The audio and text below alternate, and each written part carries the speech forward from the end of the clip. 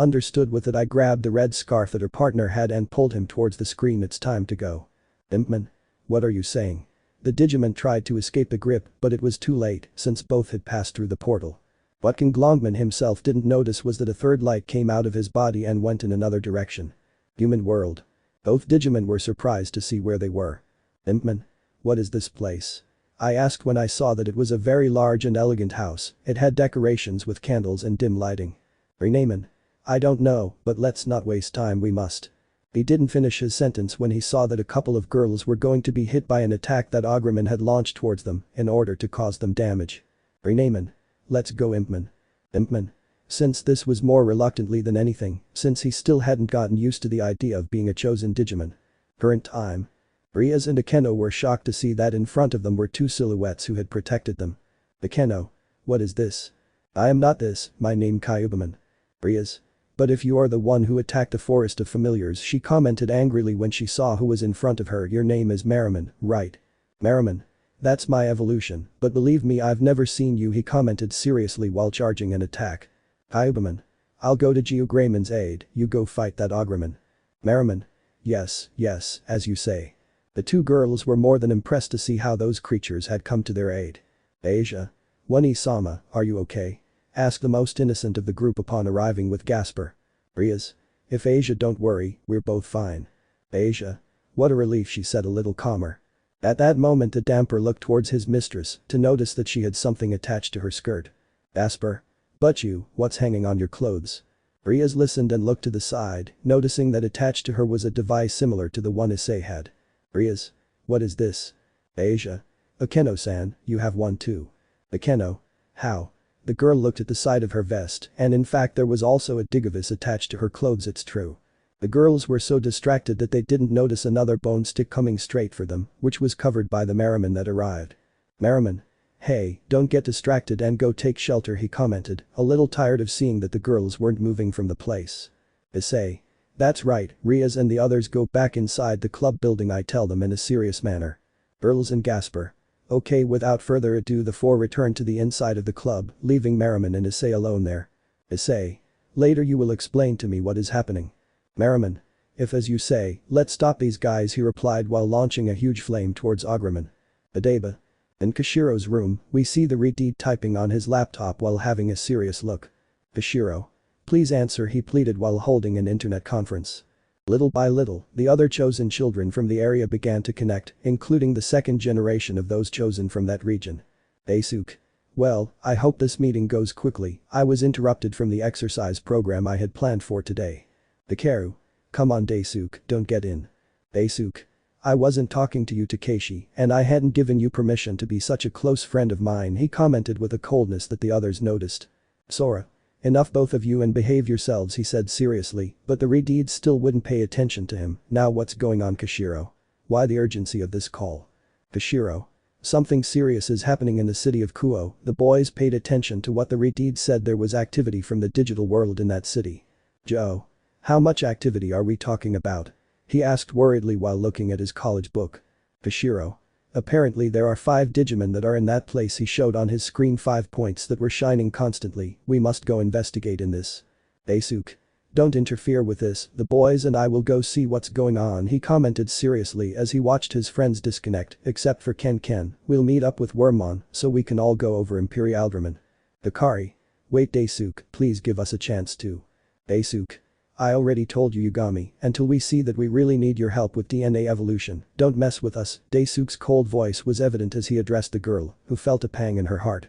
Without further ado, the 4 boys chosen from the second generation had left that meeting, leaving the other boys with regret.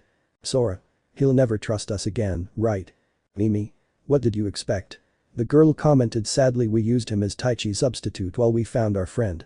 That idiot Takeru-kun made him believe that we only had him there to look for his senpai, and Hikari played with his feelings to take advantage of them and help him exhaustively. Hikari. I never wanted to play with his feelings, the girl commented with tearful eyes. Yamato. You know what, this is a waste of time, he commented seriously while adjusting one of his guitars. Joe. Says the one who can no longer reach the next stage of evolution because of his emblem. This made the blonde grimace in disgust. We know that since you and Sora betrayed him with your relationship, your emblem stopped shining. Sora. Enough. The girl shouted in an agitated manner. I never wanted to be next to Yamato, but that idiot. Yamato. You know that if you are going to continue with your dramas, it is better for me to leave, and when you need my help. Bashiro. It will be when you reach the ultra stage again, he said sarcastically. This clearly annoyed the boy and he disconnected from the call without further ado. Hikari. Sora, you and I should try to go with them, it's possible that my brother. Sora. I don't think it's a good idea, Hikari, it's obvious they don't want us with them. The chestnut understood this and just nodded sadly. Hikaru. Hey, they're going to want me to help them. At that moment Kishiro, without saying anything else, pulled him out of that conversation. Kishiro. Let's face it, this group is more than divided, let's just hope they can find a clue about Taichi. Hikari. I hope so, by the way, there's something else going on with Gataman and me. Mimi. And that's it. Hikari. That Gataman hasn't reached Ultra Form either. This surprised the others, causing intrigue among the group. Kishiro. Tomorrow we will go to the digital world to investigate why this phenomenon is happening. Hikari. Sounds good to me, well I'm off. I have to study for an exam tomorrow. Without further ado, the others began to disconnect, thus ending their quick meeting. Subway station. In one of the Adeba subway stations, several posters could be seen, some with the younger Taichi's face, announcing wanted and others with his exact face, naming him as enemy number 1, only these were scratched or lying on the ground. Near the station there was a small park where Miyako, Iori and Daisuke were already gathered. Miyako. Now all that's left is for Ken to arrive so we can go investigate that region. Iori. What I don't understand is why in that place. Miyako. Taichi-san might be in that place, don't you believe it, Daisuke? The aforementioned one silently thought about the possibility that it was his senpai who was in that place. Iori. What do you think? Daisuke. Whatever we find there, we shouldn't tell anything to Yagami's friends, much less that girl from the agency. It really gives me a bad feeling. Ken. I think the same as you, commented the genius boy who greeted everyone upon arriving, except for Miyako, who upon seeing the boy threw herself at him to give him a kiss. Daisuke. Enough, you pair of lovebirds, he said with a playful tone that made both of them blush. Let's not waste time, and it's time to go to Kuoh to see what's going on. At that moment, a small blue Digimon came out from between the boy's clothes. Let's go, Demi-Veman. Ken. That's right, let's not waste time since something more serious may be happening in that place, he commented while taking out a Digimon from a bag he was carrying. It's time, Miniman. Demi-Veman. See Daisuke. Miniman. On orders, Ken. At that moment, both Digimon evolved to their adult form and then underwent DNA evolution, where a new Digimon appeared. This was Paildramon. He reached his maximum evolution and often served as transportation for the children, both in this world and in the digital one. The name of this Digimon was Imperialdramon. Daisuke. Alright guys, it's time to head to Kuoh City. Thanks to the darkness of the night, the boys left the place without any problem. Occult Club. We return to the Occult Club, where we see Merriman and Issei fighting together against Agramon. It's supposed to be easy to defeat Agramon since it was 2 against 1, but for some reason the Digimon was putting up a real fight. It was just like the Merriman he faced recently in the Forest of Familiars. On the other hand, Geogramon and Kyubamon had already finished fighting against their opponent, who at the moment he disappeared instead of showing the data in luminous form. These were dark with an evil aura that the dinosaur recognized well. Geogramon. It's the same energy that Taichi shows now that he's a demon. Agramon.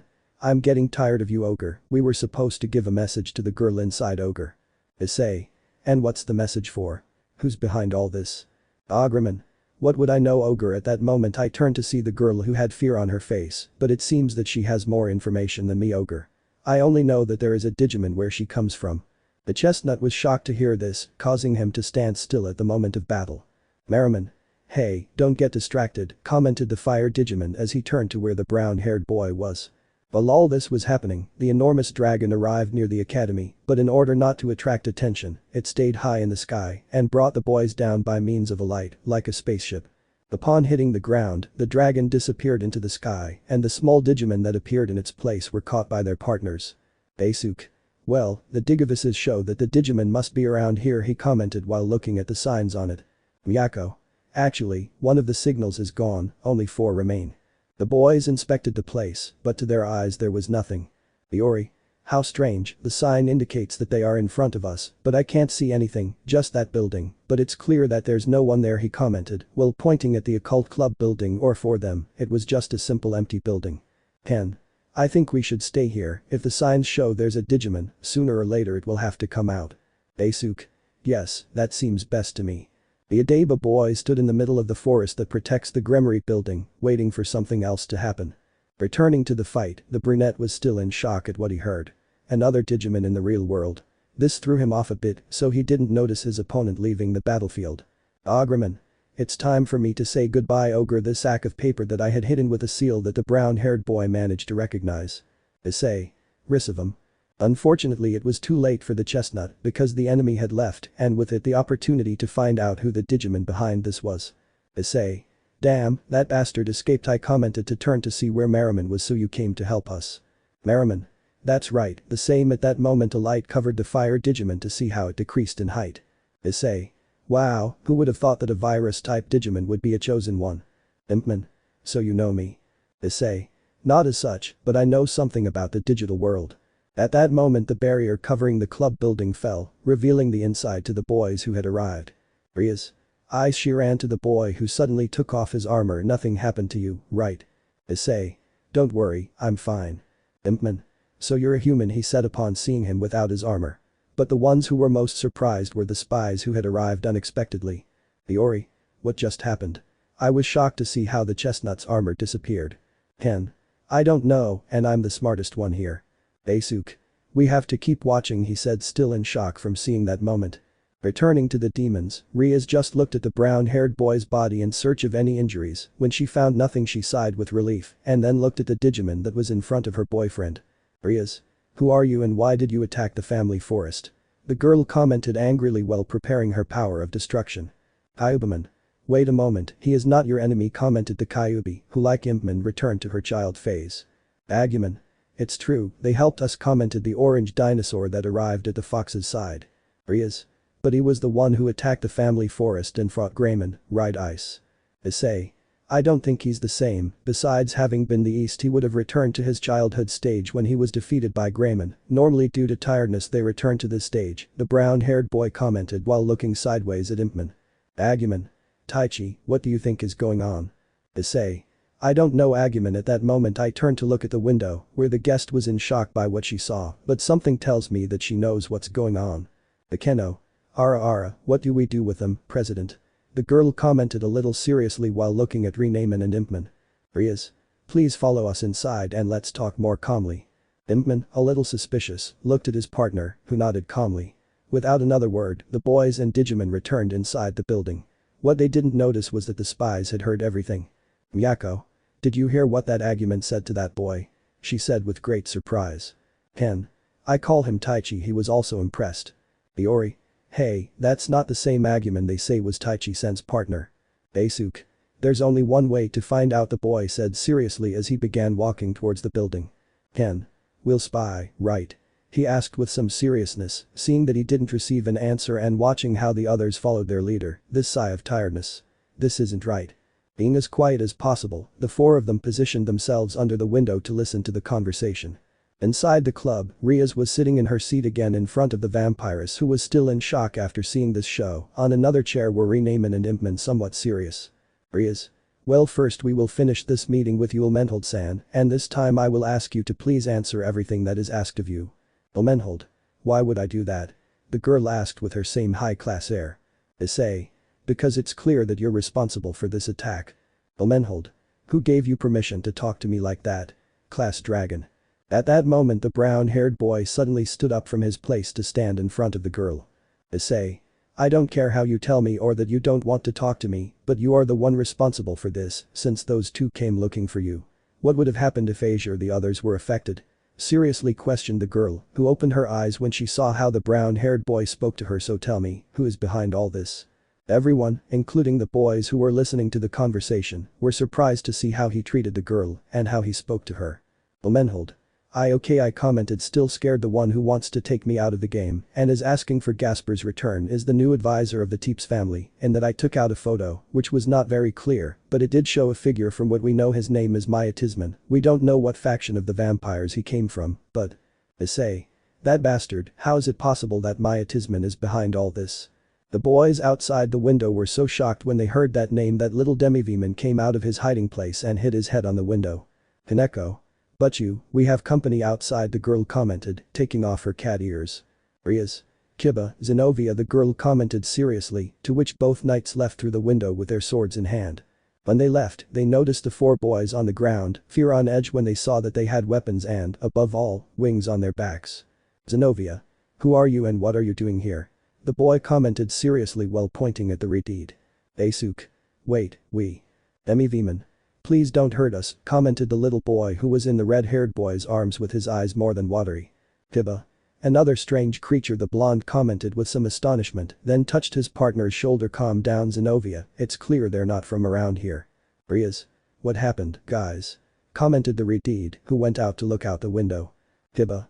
They're just some guys, but one of them also brings a strange creature. Issei Agumen Renamen. Strange creature. The 3 of them, along with Impman, went out to look and see what he meant by a strange creature. When they looked out, they noticed the little Digimon with its crystalline eyes, but the most surprising thing was seeing the 4 boys. Agumen. Look Taichi, they are chosen children. At that moment he received a sape from the chestnut's hand. Daisuke. Taichi. Did that Agumen call you Taichi? Issei. How good. Daisuke. So you are Taichi Yagami, right? The brown-haired boy nodded fearfully, but what he didn't expect was the reaction of the newly discovered man. Daisuke. What a joy. I knew you couldn't be dead, senpai. Issei. Senpai. Do you even know me? Daisuke.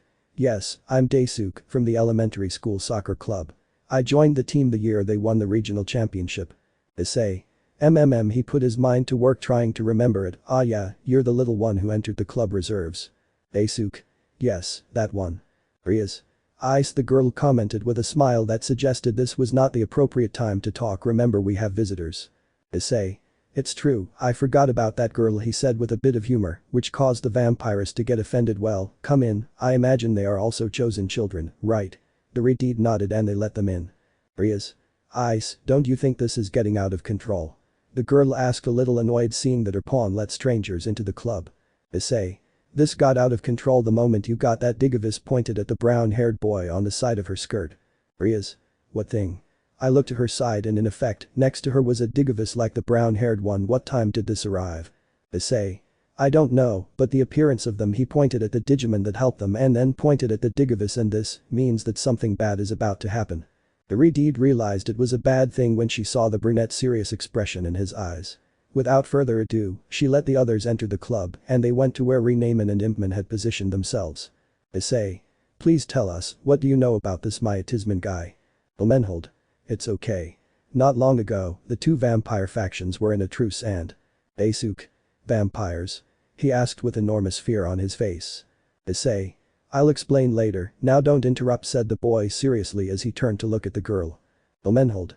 As I kept saying, both factions were in a sort of truce. But it wasn't until that guy showed up and, out of nowhere, the Teeps family started attacking several of the Carmelia family's homes. Rias. For what reason? Omenhold. We don't know that yet, and the attackers had claimed that this was on the orders of Valeri Teeps, the new leader of the house. Hearing that name, a certain damper finally appeared at the meeting. Asper. I don't believe you, he said with some anger. Omenhold. Excuse me? Asper. I don't think she has decided to go to war. I know Valeri and… Omenhold. That girl hasn't been the same since that Myatisman guy advised her, she said with some anger towards the boy. That's why I came here for you. She said that if we bring you to her, she would stop attacking the Carmelia faction. The brown-haired man remained serious throughout the conversation before looking at the newcomers. Issei. Something bad is happening and the digital world and the real world are getting involved once again. Omenhold. Digital world. What is that? Issei. It may sound rude, but it's a topic that really doesn't concern you. At that moment he began to leave the room, not without first looking at the red-haired boy. With his hand he asked him to follow him, and he, along with his friends and the Digimon that were there, followed him. Omenhold. What's wrong with that Sekiryuutei? He behaved rudely. Rias. I'm sorry about that, but this is the first time I've seen it like this. Regarding the meeting, I'll think about it and send you my response. Omenhold. Please, well, if more I leave this place. Rias. Yes, Kiba, please escort our guest out. With that, the Gremory knight escorted the guest to the exit door, as protocol between high society families. Leaving the other girls in the room, Rias abruptly stood up and walked down the path the brunette had left, followed by the others. Akeno. What do you think is going on, Rias? I've never seen Issei come like that before. Rias. I don't know, Akeno, but this should clear it up. I don't want to get mad at him, but he left a bad impression on the vampire faction. The girls arrived where the brunette was, who in turn was in front of a computer screen. Rias. Ice, please explain to me what's going on. Issei. Rias, the brown-haired man, commented as he took her hand and sat her next to him. It seems the worst chaos in all of history is coming. This alarmed everyone in the room. Issei. By the way, there's someone who needs to introduce himself to you and Akeno-san. Akeno. With me. Without saying anything else, both Digimon gave a small bow in front of both girls. Reincarnation stood in front of Akeno, while Impman did the same with Rias. Reincarnation. Nice to meet you, my name is Reincarnation and I am your Digimon partner. Akeno. What? Impman. I don't like this, but since I'm Impman and I'll be your partner, he said with some tiredness. Rias. What does this mean? The club members were shocked to hear this, while the others were impressed to notice that there were more chosen ones. Turf Castle. In that castle in the region of Romania, we see a person sitting in a huge chair. In his hand, he held a cup filled with red liquid. In front of him was the Agremon that had previously attacked the chestnut tree. Agremon. That's how things happened, Mr. Myatisman, one of those chosen ones intervened in our attack on the ogre girl. Myatisman. Wow, so an Agumon and a chosen one are in that place. He took a little of the contents of the cup and left it on a table. It's been a while since I heard about that chosen Digimon. Agremon. What do we do then, ogre? Myatisman. I'll talk to Gen I and that Risavum, we shouldn't give those brats a chance. Underworld. In one of the cities of the underworld, we see a silhouette looking at his hand, which had an object. What the heck is this? What are all these events happening in the three worlds? Chapter 4. The new chosen ones are born. The cult club. Gathered in the club room were Rias, Gremory's entourage and the new arrival, the Digi destined of Adaba City. They were excited to meet the man who was once their mentor, but for many, was public enemy number one in their hometown until recently. Issei. So everything has been chaos in Odiaba. Eisuke. Yes, senpai, since his innocence was known and with the sudden attacks from the digital world by a guy who took the alias of Ken. Issei. What do you mean by alias? Ken. Well, I'll tell you that part, you see. The dark-haired boy told his story while the others listened to him.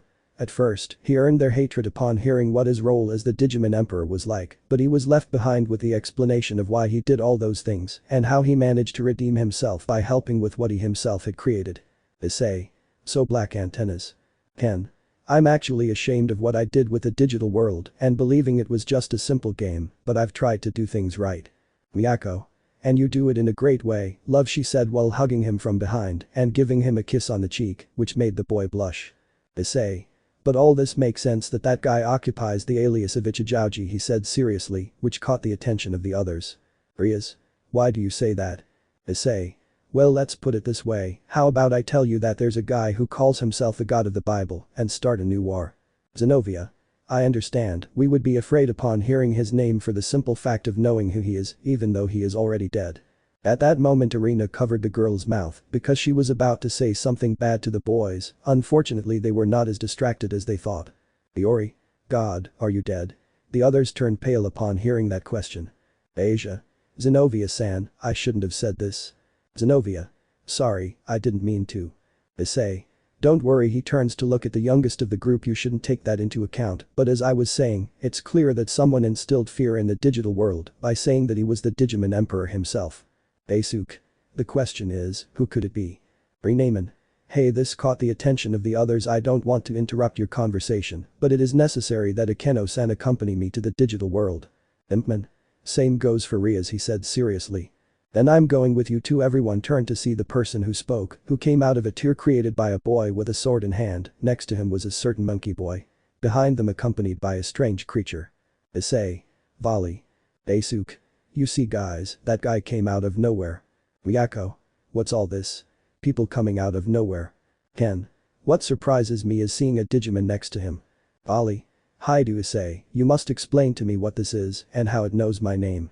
I already told you that I am not this, my name is Gabumon and I am your partner. Iku. I like this being, it's very funny, don't you think, Arthur? Arthur? I don't know. Issei was stunned to see the Gabumon because it reminded him of many things, or rather of a certain idiot. Issei. Wait, I know you.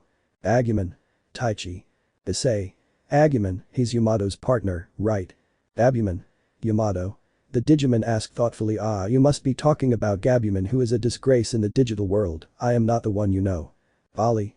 Hyoudou, tell me what all this nonsense about the digital world in Gabuman is and why I have this. He showed a Digivis in his hand, the same as Rias and Akeno's. Issei. This is really turning into chaos, the boy commented tiredly. First let's go to the digital world to see what's going on. Renamen. Well, we need someone to open the door so we can go where King Glongman is waiting for us and he will clarify what is happening. Daisuke. Miyako, poor favor. Miyako. Of course the Jaffa's girl simply stood in front of the computer that was in the living room and which belonged to the little damper of the Gremory group. She placed her Digivis in front of the screen so that it showed a strange window door to the digital world open. Chosen children, let's go. Rias. But we are not children anymore, the girl said with doubt. Miyako. Sorry, it's customary. Without further ado, the door opened in front of them, but at that moment balls of light came out of the screen and went straight towards Zenovia, Asia, Kaneko, Irina, Gasper and Kiba, which surprised them. Kiba. This is. Issei. Let's not waste any more time and see what's going on. The boys simply entered through that screen, leaving Volley's classmates in the room, who were surprised to see how the computer monitor swallowed them up. Roswis. Guys guessed the girl entered with hundreds of bags in her hand. Because of the volume of the bag she entered backwards, so she didn't look at the guests in the room. You won't believe everything that the girl fell silent when she saw the two members of the volley team in the room. What are you doing here? Iku. The screen, they're gone. The silver-haired girl looked at the screen pointed at by the cute boy, to which she simply lowered her bags and created a communication circle. Roswis. Azazel, if I need you to come. No, the boys aren't here, only the monkey and his friend the swordsman are here, come quickly. The impression of what was said was such that he had not heard the girl's call. Iggy World. The Adeba boys, along with the occult club and volley, had arrived in the digital world. Strangers to some, familiar to others, but for a certain brunette. Issei. I never thought I'd step foot in this world again. Aguman. Same here, I really miss this. Daisuke. The boys from the occult club turned to see where the Adeba group was and were surprised to see that the little blue monkey had grown to the size of Aguman. Daisuke. Ben Vimon. Issei. Okay Renamen, take us where King Glongman is waiting for us. Renamen. Please follow me. The others listened and followed the fox Digimon, who was next to Impman. Ali. Okay Hyoudou, explain what all this is and what that thing is. Abuman. I'm not a thing. He shouted in an annoyed manner as he approached the boy. Damn, why did I get this guy out of all of them? Issei. Well, let me explain until we reach our destination. Ali. Wouldn't it be better if we flew away? He said as he took out his wings and took his Digimon partner by the arm. Abuman. What are you doing? Issei. No volley, wait. At that moment the albino flew above the boys with his partner moving like crazy and with fear. Ken. Maybe. Miyako. Is it flying? Daisuke was stunned to see this while Iori was in shock. Rias. Great, I've already traumatized them. Issei. There is no other choice, Renamen, guide us please. Renamen. What? The Digimon was also stunned to see that, so I guide them. Impman for some reason was not surprised, on the contrary, he was amazed to see that and looked at the Redeed. Impman. Can you do that too? Rias. Of course, she said, taking out her wings. Impman. That's great. Asper. For a moment that scream reminded me of a person on YouTube. Issei. Let's not waste time, he said while taking out his wings and taking Aguman. Let's go at once. Thus, Rias and Akeno took their Digimon partner, Zenovia took Miyako's, Kiba grabbed Ken, Kaneko effortlessly took Daisuke and Iori, despite being the youngest of the group, while Gasper and Asia took Ken and Daisuke's partners. After a few seconds Akeno was at the front of the group, since her partner was the one guiding the group to their destination. Volley and Issei were flying at the same distance. Ali. Now then, tell me, what is all this? Issei. Well, let me tell you what happened. On the way the chestnut had recounted his life before arriving in Kuoh and what he did in Adeba. To say that the albino was impressed was too much, but the story caught his attention. Ali. So your real name is Taichi Yagami. Issei. That was before, after what happened I decided to start a new life and with a new name. Ali. Whatever it is, you're still one of the ones I want to beat. Issei. Rest assured that our fight is still on. Aguman. Fight.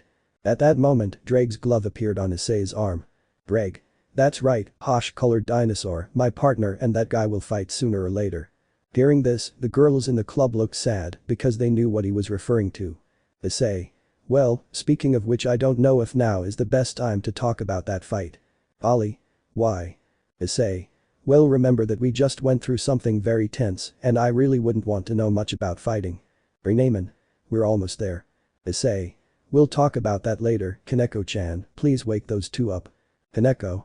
Of course, senpai. Without further ado, the girl gently bumped both of their heads. Iori Daisuke. That hurt. Hey, that hurts. Issei. Zenobia, Kibakud. Miyako. Don't worry. Ken. We're already awake. It took a few minutes to reach the valley where that sacred Digimon lived, who was already waiting for them. The others were impressed to see that beast. Ollie. It looks like you long, he commented in surprise upon seeing that dragon. Issei. I believe it, the resemblance is the same, he responded to what the albino said. Pinglongman. Welcome, chosen children, I've been waiting for you for a long time. Daisuke. You know, the red-haired girl is right, they should stop seeing us as children, don't you think? His companions nodded at what he said. Renamen. Pinglongman, I brought them as you asked. Pinglongman. Thank you for your help, Renamen and Impman. Impman. Since. Daisuke. Pinglongman, nice to see you again. Pinglongman. Chosen children, I'm glad you're here with them. I must tell you something serious that has happened to your other companions. Miyako. What will it be? Pinglongman. Well, it is related to the new young people present in this place. Rias. Us. Pinglongman. As you know, in this world we have had protective beings, which are represented by something that characterizes them. Issei. The emblems. Pinglongman. Correct, the emblems symbolize our best quality, but what happens when you betray your ideals and your quality is tainted? Miyako. Well, you lose that, don't tell me that. Pinglongman. Unfortunately it is true, the previous chosen children have lost their quality after betraying young Taichi. I wish the young man were still with us. Everyone looked at the brown-haired boy who felt uncomfortable not because they saw him as bad, but because he hadn't realized that Issei was the person mentioned. Issei. This Pinglongman, I am that boy. Pinglongman. Really? He approached the brown-haired man until he was face to face with him. It's true, I see in you your new emblem. Issei. Nuevo. Rias. Please, I don't understand anything, can you explain to me what this thing about the chosen children is, and why us? Pinglongman. It's true, an apology, first let me tell you what's going on. Berlada Pinglongman. After the defeat of Malin Myatisman we thought that the digital world and the human world would be at peace, but I never expected that a new threat was lurking. One of Genai's copies that was infected with the seed of evil had appeared and tricked virus-type Digimon into believing that we should dominate the human world by our strength and that we were capable of causing greater damage to the human world from this side by damaging its digital networks. Thus began a cyber war between the two worlds, but suddenly Genai and an unknown group brought back old enemies and new allies. The latter called themselves the Chaos Brigade. I thought it was just another group of humans who wanted to take over the world with their help, but they showed powers I had never seen before, so I asked Pixelmon to help me investigate everything he could. The terrible news was that not only the human world got involved, a new world also joined this fight, the supernatural world that was apparently stronger than our world. I thought about asking for help from the chosen children I'd helped before, those who had managed to awaken the power of the crests, but when I tried to go to them, I noticed their crests had stopped glowing. I investigated the reason for this and learned that they themselves had eliminated their ability when they betrayed one of their friends. I also discovered that the one responsible for this had been the evil Genai. He knew that the chosen child of valor was the greatest threat to his plan to conquer everything, and that is why he manipulated all the information to make you look like the villain of all this. End of the story. Pinglongman. After everything that happened and while I was watching over the digital world, I felt like the power of the emblem's qualities had returned, so I knew that at any moment some new chosen ones would arrive to help with this whole problem, but I was also sure that they would be involved with the third world in conflict. The boys were aware of the conversation, wondering how it was possible to unite three worlds with a single common goal. Issei. And tell us, what emblems have returned to you? Pinglongman. I'm not really sure, but one thing is certain, the chosen Digimon will not be the same as the previous ones only in 2 cases. Agumon. 3 cases. Pinglongman. As you have seen, among you is the second chosen Digimon, Gabumon, along with his chosen partner. Ollie. What the heck? I never agreed to this, in fact, I'm not interested, he said as he walked away. Pinglongman. Please, young chosen one, we need your help. A being named Lucifer is behind all of this. At that moment the albino stopped walking and his gaze went to the floor. Ollie. So that damn old man must be around here. Abumon. Governor. Ollie. Fine, I'll help with this until we defeat that old man. Issei. Wow, he must have a huge hatred for his grandfather.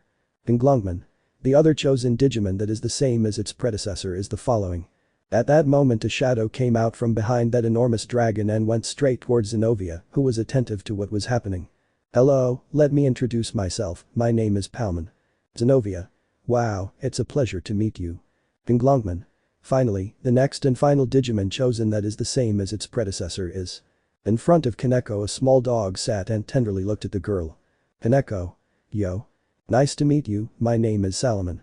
The girl, despite her lack of expression, was surprised to see that in front of her was a cute little dog that introduced itself in a polite manner.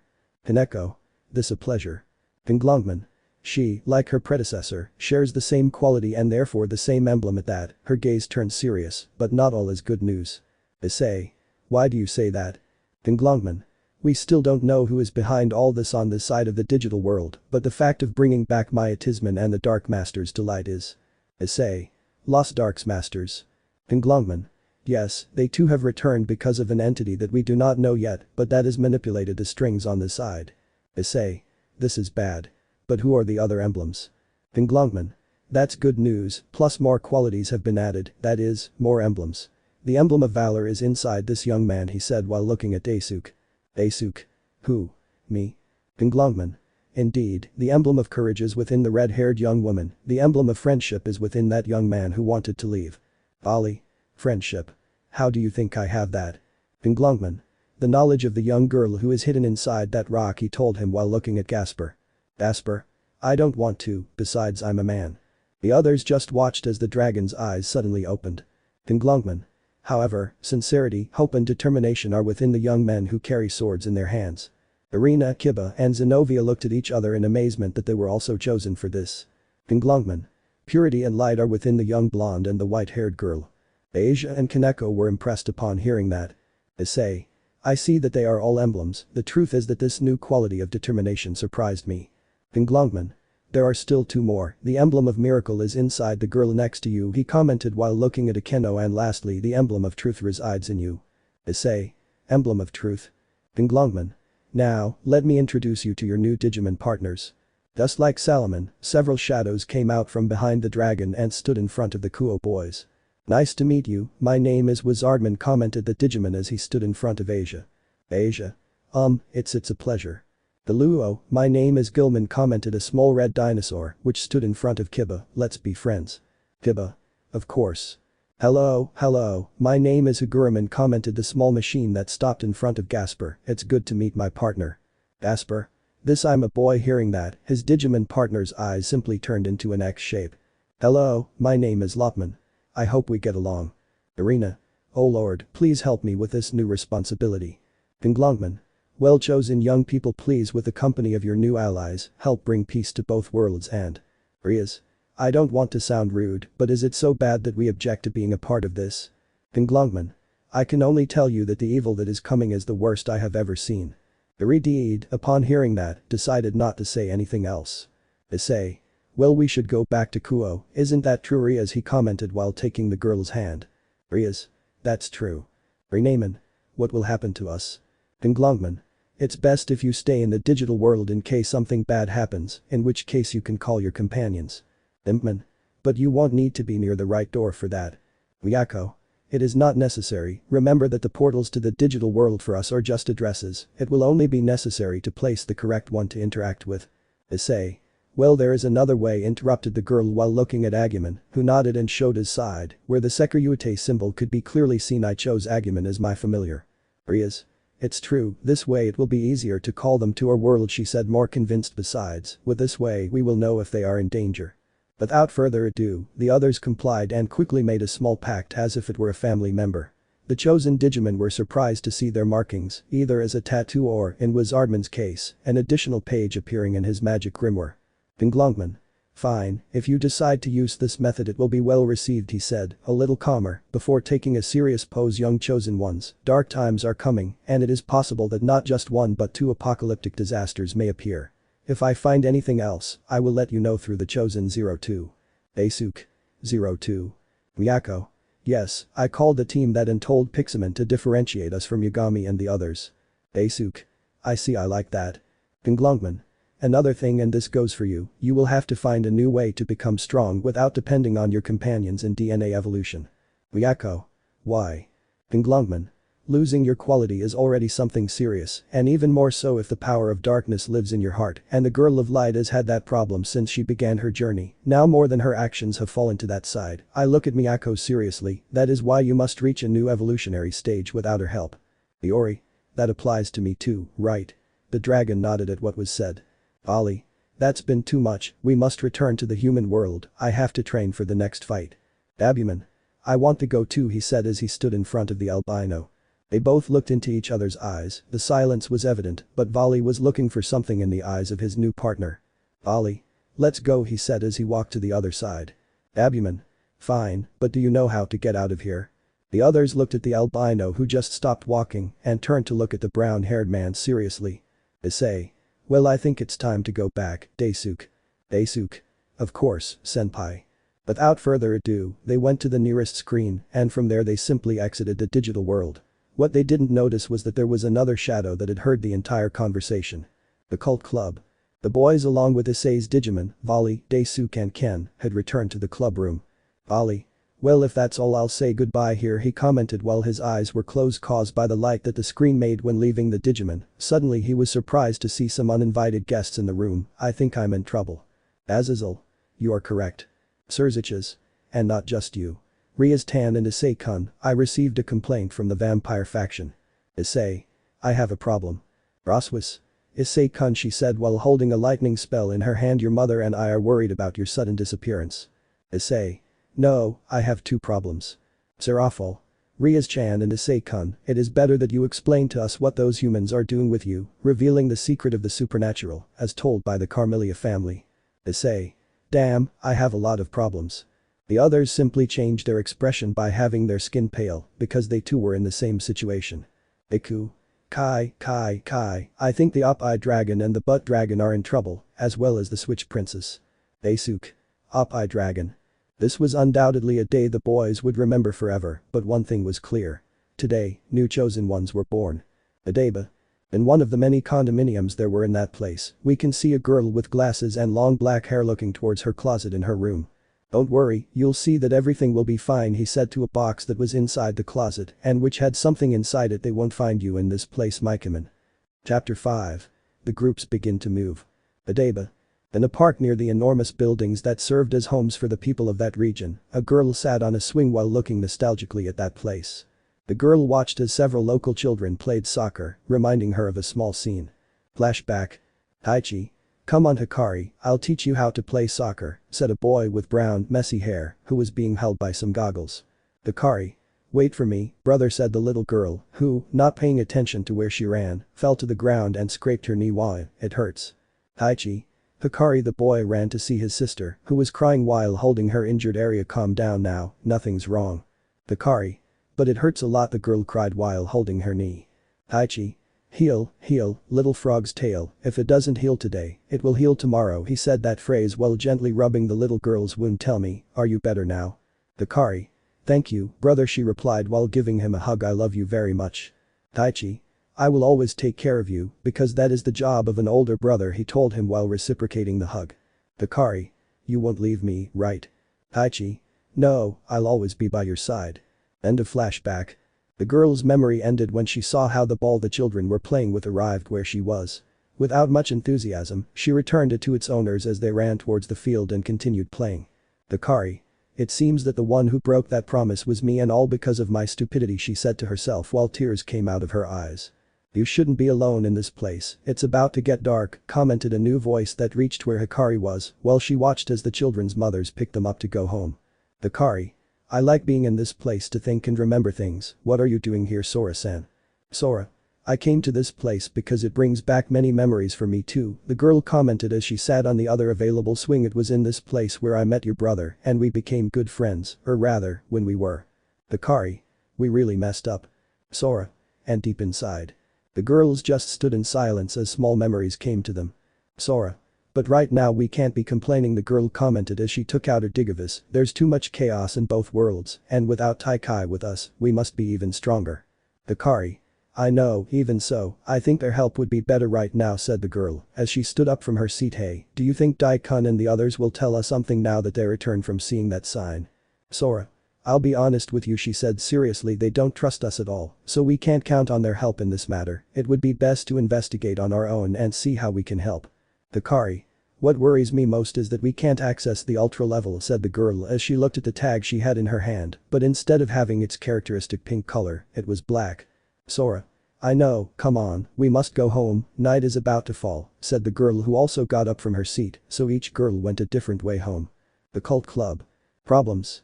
That was what the brown-haired man was thinking while in front of him were the faction leaders with unfriendly faces. Sirzechs. Well, Issei-kun, we have a complaint from the vampire representative who came to visit, she complained about how you treated her and… Issei. Sorry to interrupt you, Lucifer-sama, but at that moment a couple of Digimon attacked the occult club and the victim was her. Seraphol. What do you say? Rias. As Seraphol-sama heard, the vampiro Menhold was the target of said enemies, which truly surprised us until she told us the purpose of her visit. Sirzechs. What was it? Rias. It was to take my adorable Gasper-kun to the new leader of the Teeps family. Azazel. You said new, the girl nodded, that's impossible, the Teeps family is supposed to be a patriarchal house. Miyako. That's Hexus, she commented in a low voice to her boyfriend, who didn't say anything. Azazel. Listen to that girl, he commented seriously. Miyako. How? Sirzechs. So, first of all, why are these guys here? And who are they? Issei. Well, let me introduce them, they are the chosen children of the second generation of Adeba, like me they have Digimon partners. Daisuke. It's a pleasure, my name is Daisuke and this is my partner Demivemon. Demivemon. A pleasure, commented the small being, who from one moment to the next found himself in Seraphol's arms. Seraphol. It's beautiful. The girl hugged him while she put him between her breasts. Demivemon. I'm not breathing, the little boy commented as his face changed color to purple. Miyako. Nice to meet you, I'm Miyako and he's my boyfriend. Ken. Nice to meet you, my name is Kenichi Jauji. Azazel. You're that genius kid, right, the one from the report a few years ago. Ken. Yes, I'm that one, and I'd like to introduce you to my Digimon partner Minimon. Minimon. It's a pleasure, the little one commented, waiting for something to happen, but at that moment he started to cry. Why? Ken. What's up? Minimon. I'm not as cute as Demivemon, and they don't want to hug me, boo. Ken. Calm down now, he commented in a fatherly manner while hugging him. Iori. Lastly, my name is Iori, it's a pleasure to meet you. Sirzechs. Well, with the introductions made, please tell us what happened. Thus, the brunette commented on everything that had happened during and after the meeting they had with the vampire faction. How the girl revealed that Maya Tisman was behind it all. And then the summoning and assignment of the chosen children. Azazel. You know, you're too old to be called chosen children. Michael. I think the same, I comment with a drop of sweat. Seraphol. But what shall we do now? Sirzechs. We have no choice, we must go to Romania and have the meeting that the Teeps family is requesting. The little damper's eyes lit up for a moment, knowing he was going to see his old friend, but that sparkle disappeared when he remembered his other family and how they treated the boy. Aridit noticed this and she took the boy's shoulder. Rias. Don't worry, you won't go alone, Kiba and I will go with you to that meeting. Azazel. I'll go too, he commented while the other leaders looked at him. We can't let something happen to the kids, especially knowing that something more dangerous is about to come with this situation between the three worlds. Issei. For the same reason I suggest that you take your Digimon partners, it may be too dangerous to go where the enemy is and we don't know how many there are or who they are. Daisuke. One of us must go too, the boy commented seriously. Azazel. And that. Daisuke. We have more experience in this digital world and its fights, so we are more capable of acting. Miyako. If so, I'll go with them. Ken. Sounds good to me, you're the best suited to act, and that's what I like about you, he commented seriously, but with a smile, which made the girl blush. Sirzechs. Well, the five of you will leave tomorrow afternoon, Miss Miyako can stay at my brother-in-law's house with complete confidence, he pointed to the brown-haired boy who nodded. Meanwhile, I must write a letter of apology to Miss Menhold. Seraphol. I don't think it's necessary, I commented with an amused smile. Sirzechs. Why do you say that? Seraphol. Well, when she was complaining, I could see a blush on her cheeks. The others were left with a lot of doubt, but the girls, without saying anything else, hugged the boy possessively, as if they already had an idea of what was going to happen. Without further ado, the Adeba boys said goodbye to their senpai, their partner and their friends, promising to keep in touch no matter what happened. The next day. At the Hyoudou family mansion, things were getting back to their usual routine. We can see our beloved Asia preparing breakfast with the help of Rias and Issei's mother. The Keno and Kaneko setting the table to enjoy the delicacies that were being cooked. Zenobia and Irina leaving the training room, both came out wearing clothes that were very tight and highlighted both of their figures, especially Zenobia's. Ross was quickly grading the exam she left pending because she went shopping yesterday. And finally, we see our chestnut tree with his manager and his guest looking at several cards he had on his table. Issei. I really need to check all of this out, he commented upon seeing a small pile of cards on his table. Wouldn't it be possible to just grab a pretty witch's card and that's it? Miyako. He's not a pervert, is he, senpai? The boy just looked away. Ravel. I already told you no, Issei-sama, remember that this contract is very important for your reputation. Not only will it define your status as a demon, it will also do the same with the magician or witch you choose. Miyako. Wow, this is all very difficult. Hello, what are you guys doing? A new voice commented as it entered the room, where another blonde girl could be seen, who was wearing a high school uniform and a magician's hat. Issei. Hola Faye. The Faye. Sekiryuutei-kun, it's good to see you again. Issei. I already told you, you can call me by my name, he commented with a smile, which made the girl happy, and she nodded. What we are doing is looking into the magician-demon contract. The Faye. Wow, they're already at that level to make that kind of contract, the brown-haired man's manager nodded. And how are they doing with the applicants? Ravel. The truth is that we haven't seen them all yet, but I'm not convinced by any of them. The Faye. Really? Ravel nodded once again. That means I still have a chance. Issei. How? At that moment the girl took a letter out of her bag and gave it to the brown-haired man with a smile and a blush. The Faye. I would also like to participate and have a contract with you. Ravel looked at the girl and began to analyze the pros and cons. Ravel.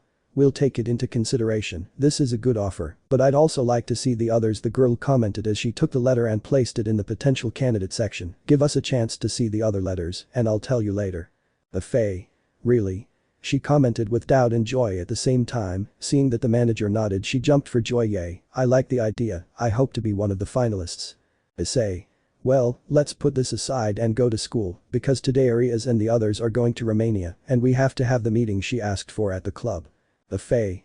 Okay, I'll go with Vali's group and the others. The girl created a portal and while passing to the other side, she spoke to the brown-haired boy. By the way, Biku told me to greet him and say greetings, Op-eye Dragon. The brunette's face was redder than his girlfriend's hair as he looked at Miyako's face, one of disbelief and inquisitiveness. Miyako. So he's a pervert, senpai. Issei. Let's get lost. Adeba.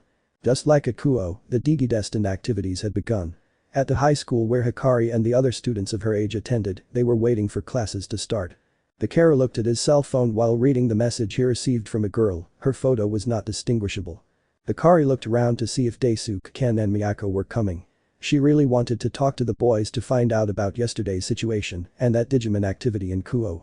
Within a few minutes, both boys had arrived, chatting about high school sports since they were both on the soccer team. But as had become customary since the leader of the O2 boys discovered the truth about his relationship with the other boys, he simply ignored the brunette and went to his seat. Little by little the students were arriving to take their seats for classes to begin. Hikari. I'll try to talk to them at lunchtime. Thus passed the first few hours of class, where the girl surreptitiously passed a note to Daisuke, who upon seeing and recognizing the handwriting, simply tore it up and devoted himself to studying and paying attention to the class. This action made the girl increasingly sad. Thus, lunchtime arrived and Hikari watched Ken and Daisuke leave the classroom and head for the school cafeteria. She followed them, but from a distance, able to hear their conversation, but to the point of not noticing it.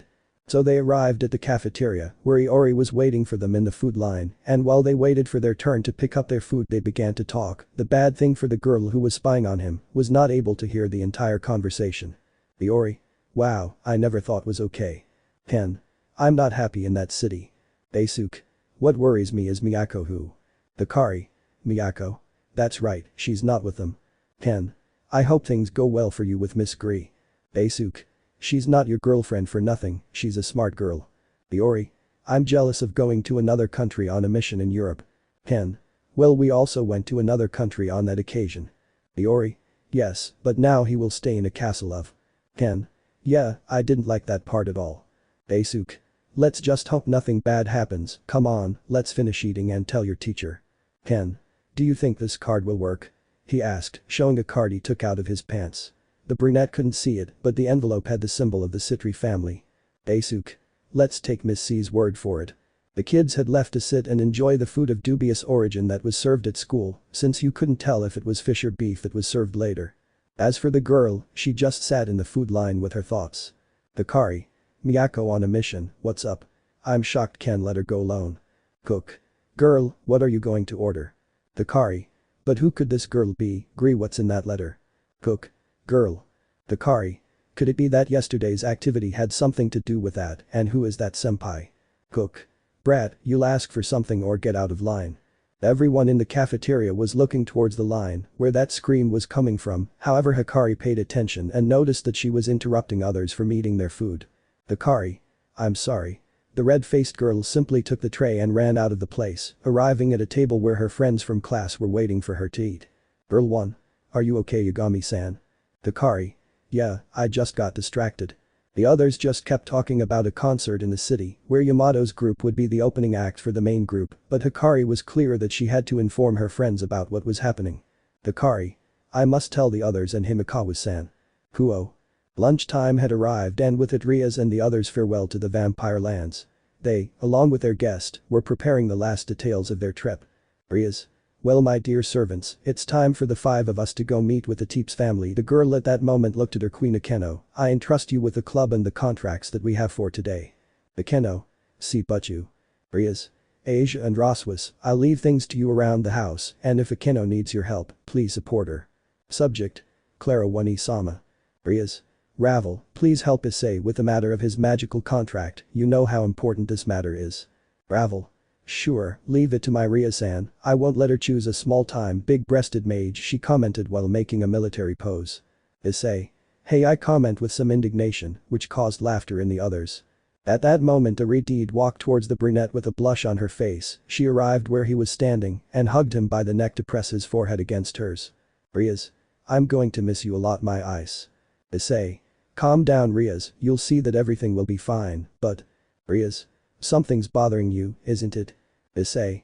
Yes, it's about my Atisman, if what they say is true, that guy is someone dangerous. Rias. Calm down, I know I can count on Renamen and the others helped the girl simply kiss the boy in a cute and calm way, showing all the love they both felt. Miyako looked at that scene with tenderness and it reminded her a lot of her relationship with Ken, but there was something that immediately caught her off guard. Akeno. Ara, now that the official wife is leaving, the mistress will have to warm up the husband. Miyako. Wait, what? Rias. Don't even think about it Akeno, you know that my Ice's virginity is only mine. Miyako. What's going on here? Asia. I didn't like it, I also want to advance my relationship with Issei-san. Miyako.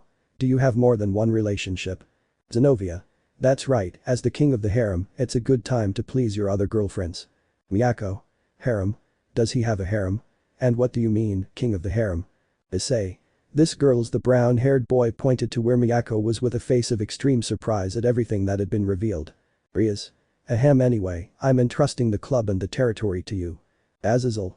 Well, if there are no more goodbyes, give this boy, but it's time to go, our contact is waiting for us to enter Teeps territory and we must summon his companions. Miyako. I also need to contact Hawkman so he can be with us in that country. Rias. Okay, she quickly stole another kiss from the brown-haired boy which lasted a few minutes and when they separated a line of saliva formed after finishing it good with this being able to bear not being by your side. Rias.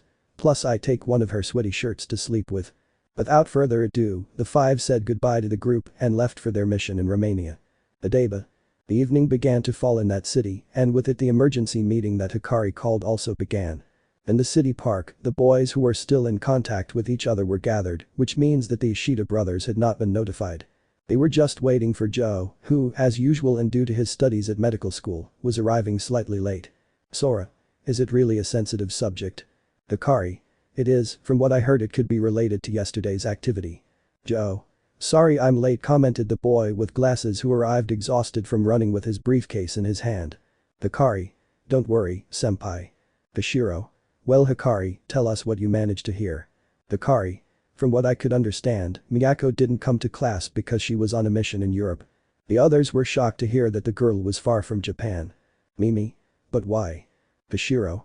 It's most likely something from the digital world or has to do with a Digimon. Mimi. But isn't it dangerous for her to go alone? At that moment the girl began to get angry, aren't those fools worried about the safety of their companion? Whatever it is, we must be alert when one of the doors to Europe opens, said a new voice that arrived, it was none other than the girl who worked at the administrative agency. Bashiro. Himikawa-san. Himikawa. This is simple. If the girl is on that continent, sooner or later she'll have to call her Digimon partner and then open the gate. We just have to send an alert to the Digi destined on that continent, telling them not to enter or leave the Digi world for a short while until we see Miyako's activity. The other boys nodded at what was said. Himikawa. Also, the Japanese government provided us with a ship to get to any part of the world in a short time. At that moment the girl took her phone, dialed a number, and in less than 15 seconds a black Jetta had arrived. Well, I'll keep you all up to date with everything that happens. Without further ado, the boys became serious when they saw how the girl suddenly left without saying goodbye. Sora. I really don't trust her. Bashiro. But there's no other choice. Only she can help with these kinds of issues, since we don't have the necessary resources. It's best to stay on top of everything and prepare for the upcoming battle. In an old castle we see a person with white hair and noble clothing, who held a cup of wine in his hand. This was none other than Risavum Lucifer. Risavum. Well, it's time to strike first, he said to a huge-looking figure standing in front of him. It's time for you to have fun again, by bringing yourself back to life, Grendel. Grendel. Hahaha, I want to see the current power of that celestial dragon. Risavum. Also, you won't be going alone. You'll also be accompanied by the mages allied to our faction and 2 other guys. Grendel. Who could they be? This will be fun. It's been a while since I invaded the human world, commented a mummy with a weapon on its side. I just want to bring darkness to the human world, commented another being in white clothes, but the evil power in him was noticeable. Grendel. Who are they? Risavum. They are allies of our friend Genai, their names are Balman and Mummaman. Grendel. I hope you 2 useless people don't slow me down. I, the mighty Grendel, bring terror to those useless humans. Balman. You better watch your words, idiot. Risavum. Yeah, it's time for the fun to begin in the human world, and what better way than to hit that idiot red dragon where it hurts the most. At that moment I take out the photo of the occult club. Risavum. We just have to attack any of them and you'll see how the idiot falls into the trap. Grendel. So be it. Student council room. In the council room we can see a couple of boys playing chess on a small table. These were Issei and Saji, who had serious looks on their faces. Issei. Honestly, when I play with you I feel like I'm improving. Saji. Ha, that will never happen. I will always try to be the best in this against you, he commented with a mocking smile. Then he changed to a calmer face. You know, we really got a good scare with your supposed death. Issei. Although I did die, but Office and the Big Red helped me out. That the boy moved another piece. Check. Saji. But what I did notice is that you made great progress, the boy commented while he ate the piece that put him in check. Issei. What do you mean? Saji. Don't play dumb, I already saw you kissing your president and I. Issei. If you only knew. Sona. Wow, I see you're having fun, commented the council president who arrived at that moment. Issei. Sona Kaicho, I'm not bothering you with my presence here, right? Sona. No, you know you're more than welcome, I just asked that when you finish playing you put everything away. By the way, congratulations. Issei. Rai, but you already told you, right? Sona. You don't have to be so strict, and if Rias herself told me, I see that it is still difficult for you to call her by her name. Issei. I'm still not used to it. By this point, the third person in the room was wide-eyed, mostly because of the pleasant conversation Issei and his president were having. Sona. Well, I better go, I have things to finish. Issei. Yes, of course, come, and the girl left the room leaving the 2 boys alone again. At that moment the brown-haired boy turned to look at his partner to see that he had his gaze lowered. Saji, what's wrong? Saji. Since when? Issei. Since when? What? Saji. You already call her by her name, and I also. At that moment the boy just fell on the couch, leaving Brown with a lot of doubt, who just moved another chess piece. Issei. Well, with this I win, see you Saji, I have to do some things. Saji. That. The brunette left the council room to see the other girls from the council standing at the door, all of whom looked at him differently. Issei. What's up, girls? Haruko. Please senpai, keep going and make Kaicho fall in love with you. Issei. What? Yura. Don't be silly, Haruko, don't let him do it, besides he knows I like him and I wouldn't like to share him with Kaicho. Momo. You know you won't be able to convince Gremory-sama. Yura. Of course I will, Zenobia-sen will help me with that. Haruko. No, let her make Kaicho fall in love with her so she can have a free hand with Saji-senpai. The brown-haired boy didn't understand what was happening, only to look at the Queen of Sona, who with a sign begged him to ignore this. The chestnut tree nodded, but as soon as he walked away, an explosion occurred at the academy. It's time to have some fun. Chapter 6. Attack on Kuoh Academy. Academia de Kuoh.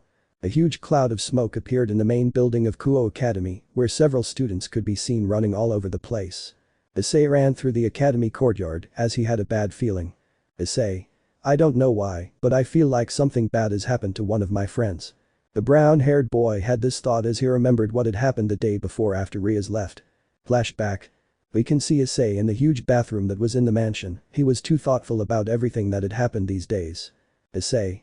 I feel so insignificant with all this Gasper thing. The brown-haired boy only felt like one of the cold water waterfalls soaked his entire body. Ultimately, I must become a high-class devil. The brown-haired boy was so distracted in his thoughts that he didn't hear the bathroom door open. Issei-sama. The brown-haired boy turned to look, and in front of him was a Ravel, who was naked and covering her private parts with a huge blush. Issei. Sorry Ravel-chan, I didn't think someone would come at this hour. The boy tried to get out of the bathtub but was stopped by the girl as she took his hand. Ravel. I'm going to wash your back. The brown-haired man was in shock. His protege and guest was doing this kind of thing, but without being able to think it through he nodded his head. The girl began the act while carefully washing the brunette's back. Ravel. Are you okay? She asked when she saw that the brunette, instead of trying to see her or something like that, was silent.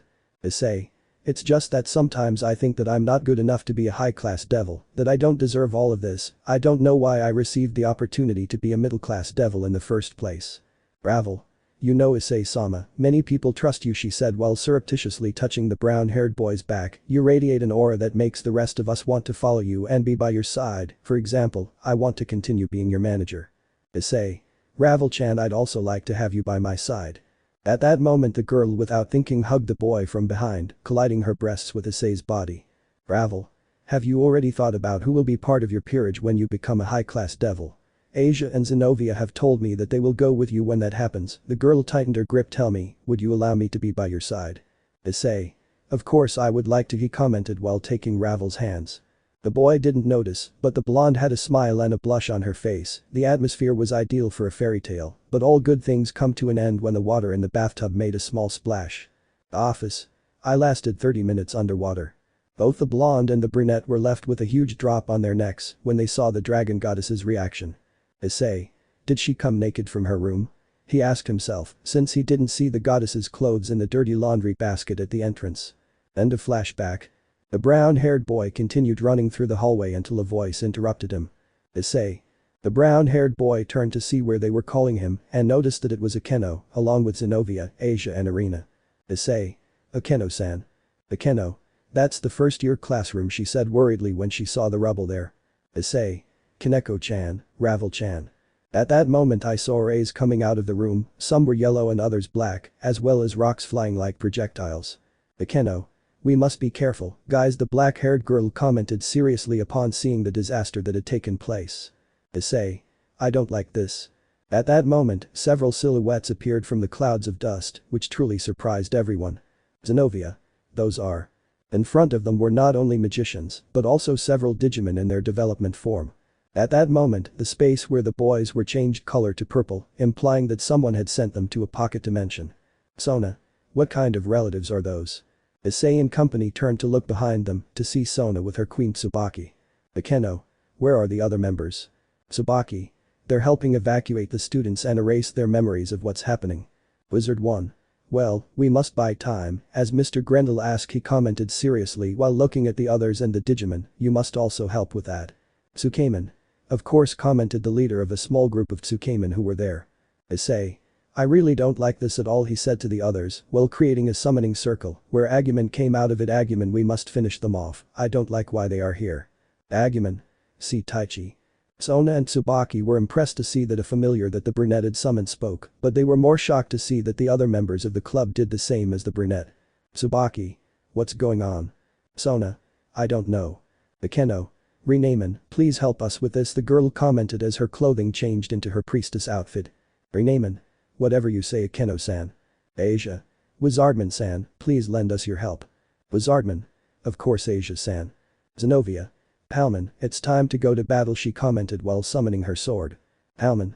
Of course, Zenovi, he said cheerfully before changing his gaze to a serious one. Wizard 2. Let's get this over with. At that moment the group of magicians and virus-type Digimon came out against Issei and his group, who looked seriously at what was about to happen. Adeba. We see Daisuke and Ken training on the sports field as the soccer playoffs were approaching. As part of the soccer team and co-captain, along with Ken, were practicing direct shots toward one of the goals. Daisuke. I'm really glad senpai is okay, especially with Agumon by his side, he commented as he kicked the ball and it hit the corner of one of the posts. Ken. What's that thought about? He asked as he passed him another ball. Daisuke. Well, senpai really loved soccer as a child. He once told me that his dream was to go play abroad. Ken. I see, but now with this fate he has. Daisuke. I know, but anyway, the good thing is that he continues to be well. There's trouble. At that moment, they both turned to see who that scream was coming from, only to notice that Iori was running hastily towards where they both were. Daisuke. What's wrong, Iori? Iori. There's trouble in Kuoh, several Digimon signs have appeared, but the ones I'm worried about are two high-level ones. Ken and Daisuke changed their expression from worried to serious upon hearing that. Ken. Let's go at once, there's Miyako. Daisuke.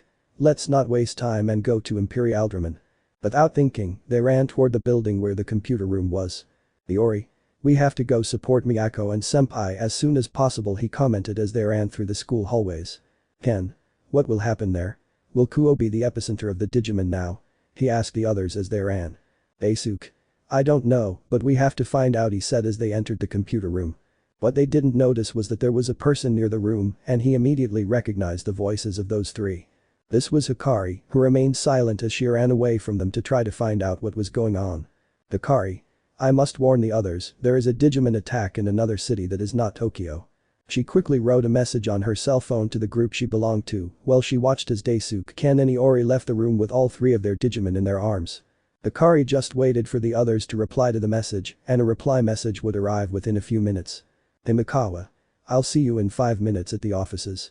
Without further ado, Hikari left the school heading to the administrative agency offices. Academia de Kuoh. The battle had dragged on in the academy field where the wizards fell one by one, as did the Digimon who were there. Issei. Well, this will soon be over, he commented upon seeing that there were only 3 magicians left standing in the place. Greg. Mate, I feel something approaching, he commented while speaking from the jewel in his hand. The chestnut tree looked around, only to notice that a huge circle had appeared in front of them. Wow, so that's the powerful Sekiryuutei, commented a huge dragon that came out of the circle. And that must be the chosen Digimon that accompanies him, commented a mummy-like being. Issei. Who are you and what are you doing here? That kid is none of your business, but we came here to have some fun with you, Mumman, take care of that orange lizard. Greg. We must be alert. Issei. Do you know him? Greg. I don't remember his name, but I feel a corrupted energy in him. Agumon. Taichi, it's time to digivolve, he commented upon seeing the Digimon that had appeared. The brown-haired boy understood and took the Digivolve in his left hand where Drake's glove was. Boost boost boost boost boost boost boost boost boost boost boost boost boost. Transfer. Agumon. Agumon Digivolves to Greymon. Boosted gear scale male. Both Issei and Greymon were ready for the fight, which excited the green dragon who, without thinking twice, went against the brown-haired one. Brendel. Ha ha ha ha, this will be fun. Just as the dragon arrived in front of the chestnut, he sent it flying straight with a blow towards one of the walls of the academy. Greymon. Taichi. Mumman. You know this one appeared behind Greymon, who didn't notice its presence, you should watch your back. With a single kick, he sent the oversized dinosaur flying toward the other end of the school, shocking everyone in the schoolyard. Bekeno. Renamen, we must help Issei-kun and Greymon. Renamen. Understood. Renamen Digivolves to Kyubaman. Kyubaman. An Ibidama, several blue flames formed from the Digimon's tails, which went directly against the enemy in front, who only dodged that attack. Mumman. Don't get in the way, he said while throwing his bandages in the form of a whip, which hit Akeno's Digimon directly and returned it to its previous form. Akeno. Are you okay, Renamen? Renamen. I'm just tired, she said as she tried to sit up. Brendel. What a disappointment, the red dragon, I better have fun with this group of boys in front of me, he commented with a sadistic smile on his face. Issei. I won't let you get close, he said quickly as he flew to attack the dragon. He barely managed to land the blow, sending it to the other side. Mumman. Truly he didn't finish his sentence, since he was also sent flying by the work of Greymon who was behind him. Greymon. I'm returning the blow you gave me. Brendel. If this is what you wanted, to see the potential of the Red Emperor, he replied while standing up again. Wizard 2. Sir, it's time to go, the packages are taken, I commented as I appeared next to the dragon and cast a spell under Grendel. Grendel. Don't wait, I wanted to have more fun, he said angrily as he was swallowed by that circle. Mumman.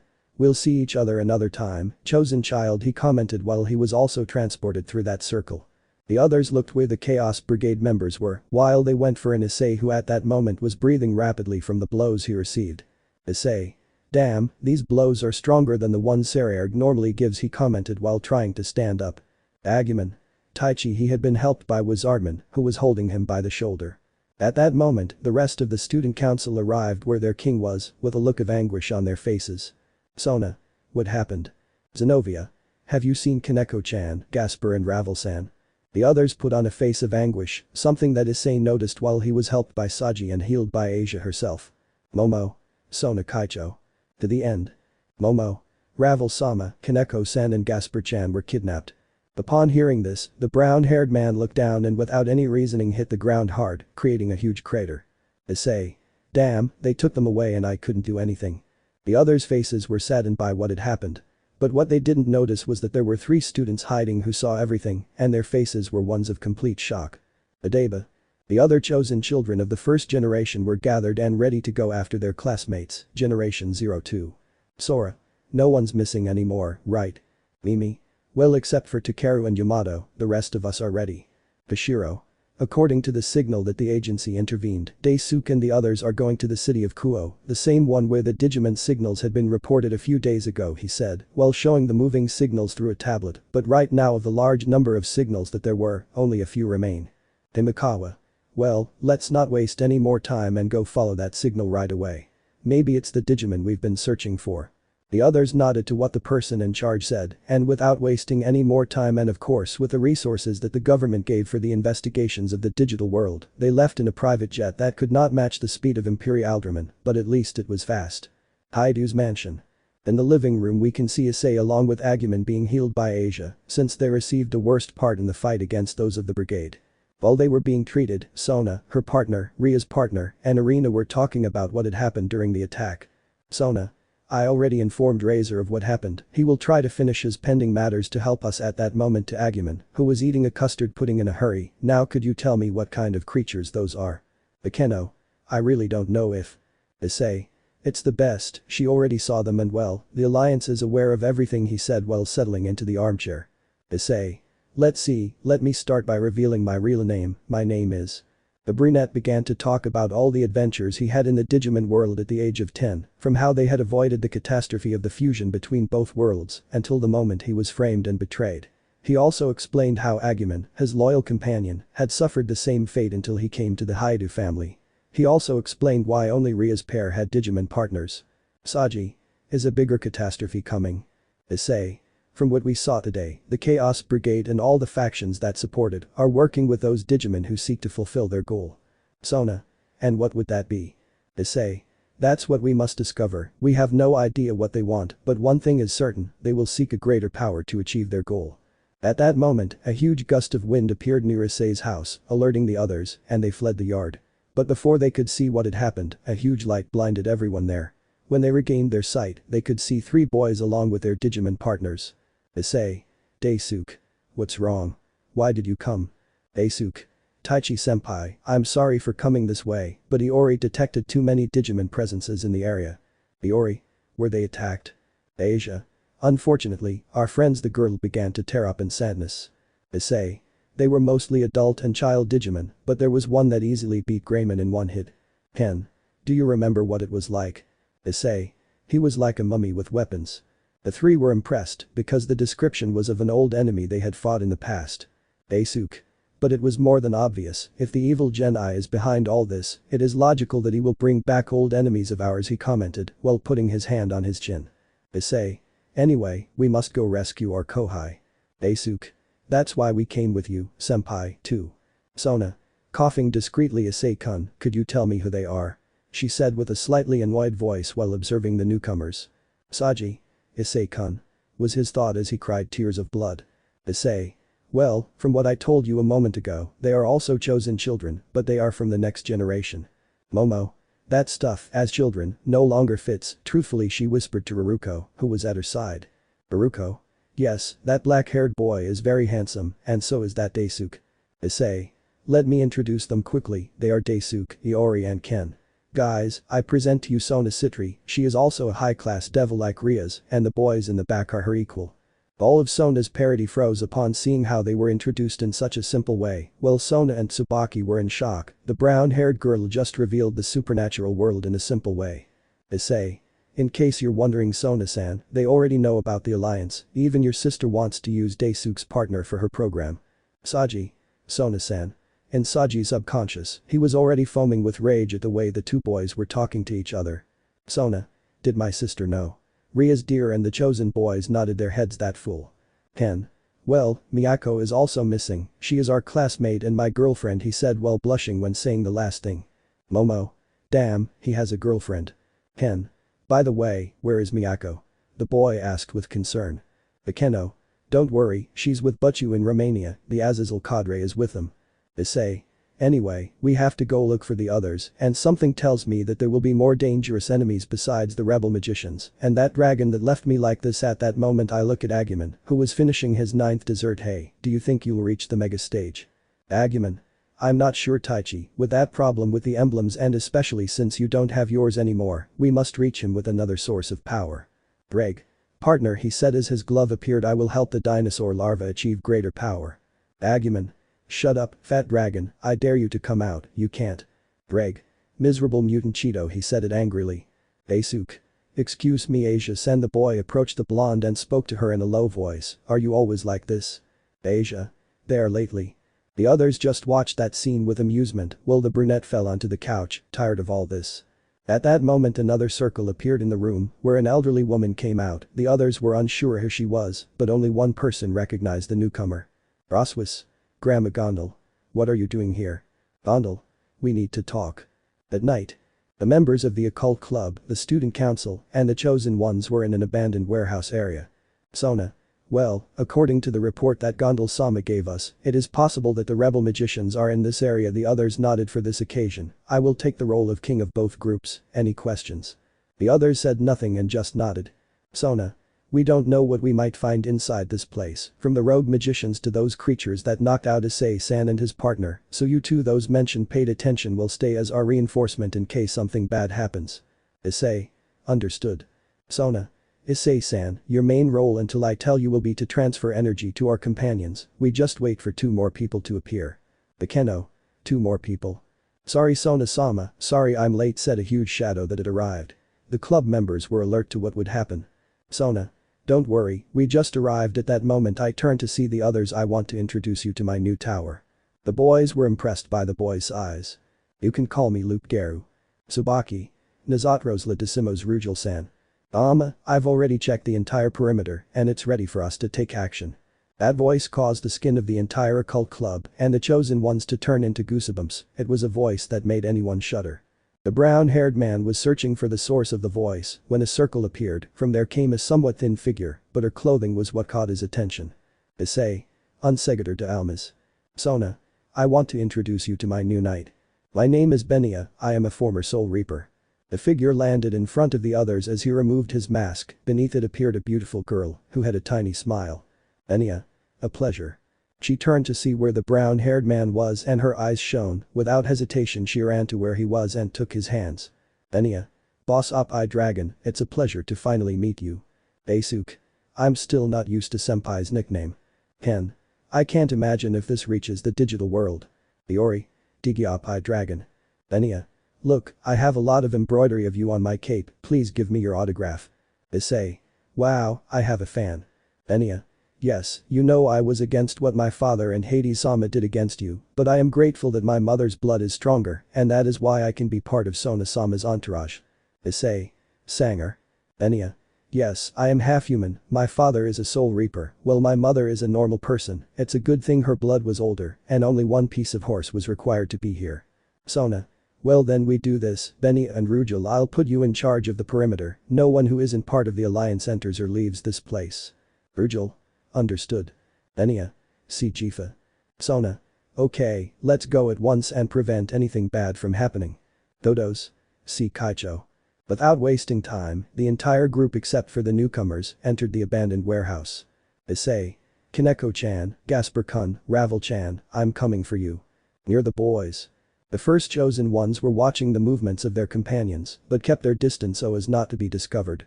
Sora. Hey, that's an Agumon. Her tone of voice noted that she was surprised. Kashiro. Do you think it's the same one we know? Joe. I don't know. Hikari. We need to look more closely, maybe that brown-haired boy is. Sora. Taichi. What will happen? Will it be an awkward reunion? Chapter 7.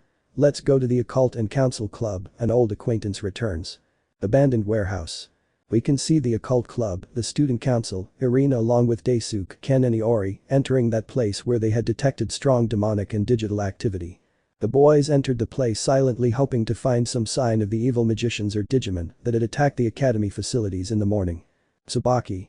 Everything seems to be calm, the girl commented while looking thanks to a small mirror that helped her look through the corridors towards the center of the warehouse. Sona.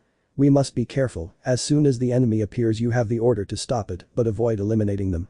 Ken. Excuse me, Sona. You can call me by my last name Sitri without any honorifics. Ken. It would be rude of me to call her that simple. This made a small blush appear on the girl. Sitri-san, in the case of the enemy Digimon we have to eliminate them, since they would be a huge problem if they stay longer than necessary in this world. Emivimon. That's why we have to come back from time to time so there are no problems. Asia. But why can Agumon-san be in the forest of relatives or in Issei's house? Issei. Well, he is a special case since his exile, commented the brown-haired boy while looking very carefully at every corner they passed. You, tell the others that we have intruders, said a voice that the boys didn't see its origin until Agumon turned to look at the ceiling. Agumon. Taichi, up there. The aforementioned turned to look and saw that above them there was a group of Demidevimon. Issei. Damn, they discovered us. Agumon. We'll take care of them, said the little orange dinosaur. Come on guys. Emivimon Digivals to Vemon. Minimon Digivals to Wormmon. Up-Amon Digivals Armadillomon. Demon. Daisuke, go ahead, we'll catch up with you in a few moments. The boys listened and continued along the path toward a door where the hallway was more than narrow. Issei. What's going on here? Saji. I don't know, this is very strange. Momo. We should keep going, the girl commented as she opened the door and noticed that on the other side it was not only dark but there were also stairs that led you under the cellar. Baruko. I don't like this at all, the girl commented, to which the other members of the student council nodded. Tsubaki. We must continue, that thing entered through that vent and it most likely already warned the others. Sona.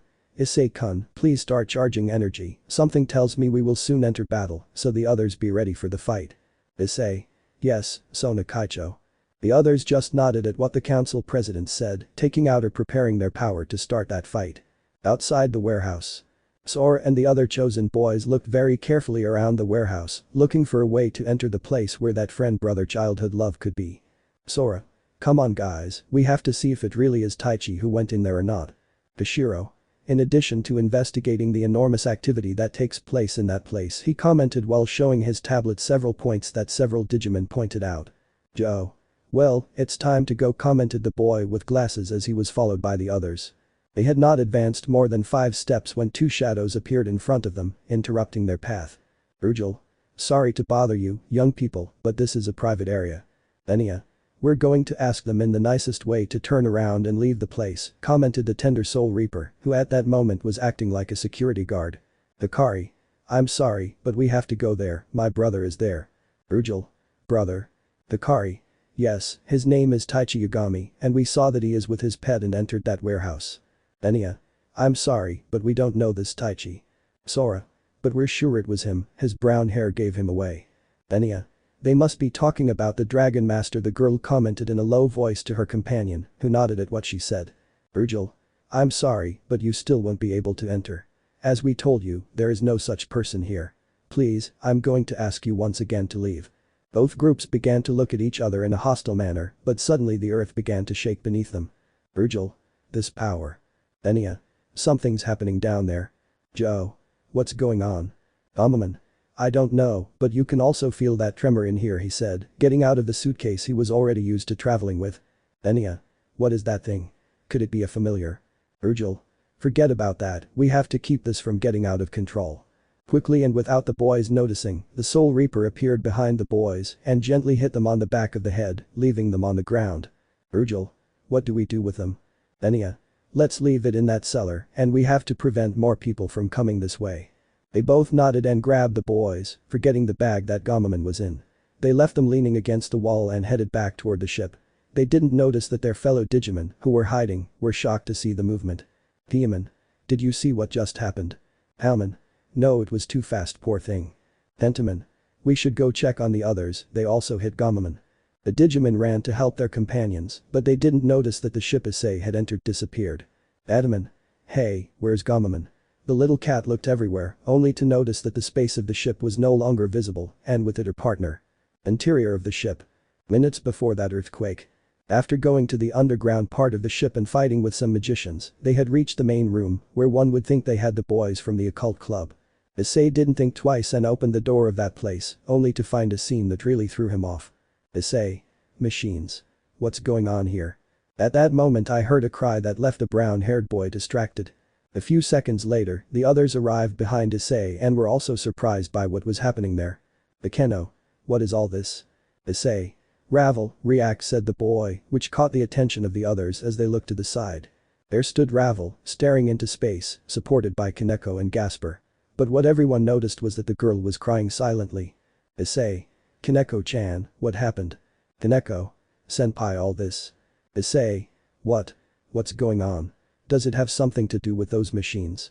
It has everything to do with the Sekiryuutei. The boys looked up, where a person who had attacked them in the morning was in front of them. Look at our beautiful creation, artificial phoenix tears obtained thanks to your little friend. Issei. What did they do? Wizard. That topic is something that doesn't concern you, right, little one, he commented in a disgusting way, provoking the brown-haired boy to think in the worst way. It's a secret that she and I will have. Issei. You're a wizard. I didn't receive any protest from her. The girl was crying silently, which greatly angered the brunette. Issei. You will pay. The red dragon glove appeared in Issei's hand, which caught the attention of that magician. Wizard. Do you think they really finished off my henchman? At that moment hundreds of wizards appeared, behind them several dragons with red eyes, and along with those 2 mega-level Digimon. In addition to several adult-stage Digimon came with them. Go have fun. Sona. Issei-kun, it's time for you to share your energy with us. The brown-haired boy nodded. Even though he was angry, he ran to his classmates and the students of the student council to share the stored energy equally. Momo. This is incredible, she said as she looked at her hand. A crimson aura appeared and she felt her energy suddenly increase. Saji. Please Hyoudou, help me defeat these idiots, he told the brown-haired boy, with whom he clapped hands, and the energy he transmitted made his purple glove shine in such a way that it alerted the others. Sona. Let's go, student council and occult club. Akeno. Renamon, please help us with this. Renamo. Yes, Akeno. At that moment the other Digimon partners of the occult club evolved. Sona. Ken, Daisu, Keniori, please stay with Issei and the others. The boys nodded and went to where the brown-haired boy had returned with Ravel to talk some sense into her. Issei. Ravel, what happened? Please look at me. The girl continued crying inconsolably. She didn't even know when she was in her hero's arms. Daisuke. Senpai, what's wrong? Issei. I don't know, I've never seen her like this. Kaneko. That magician. This caught the boys' attention. Told us that thanks to Ravel, they managed to create artificial phoenix tears. Issei. But how did you get them? Kaneko. We don't know, it was only when he returned to our side that he already had that look. The chestnut tree was furious at this point, but at that moment he heard a scream from Akeno and the others. Akeno. No, Kyubiman. Zenobia. Tajimon.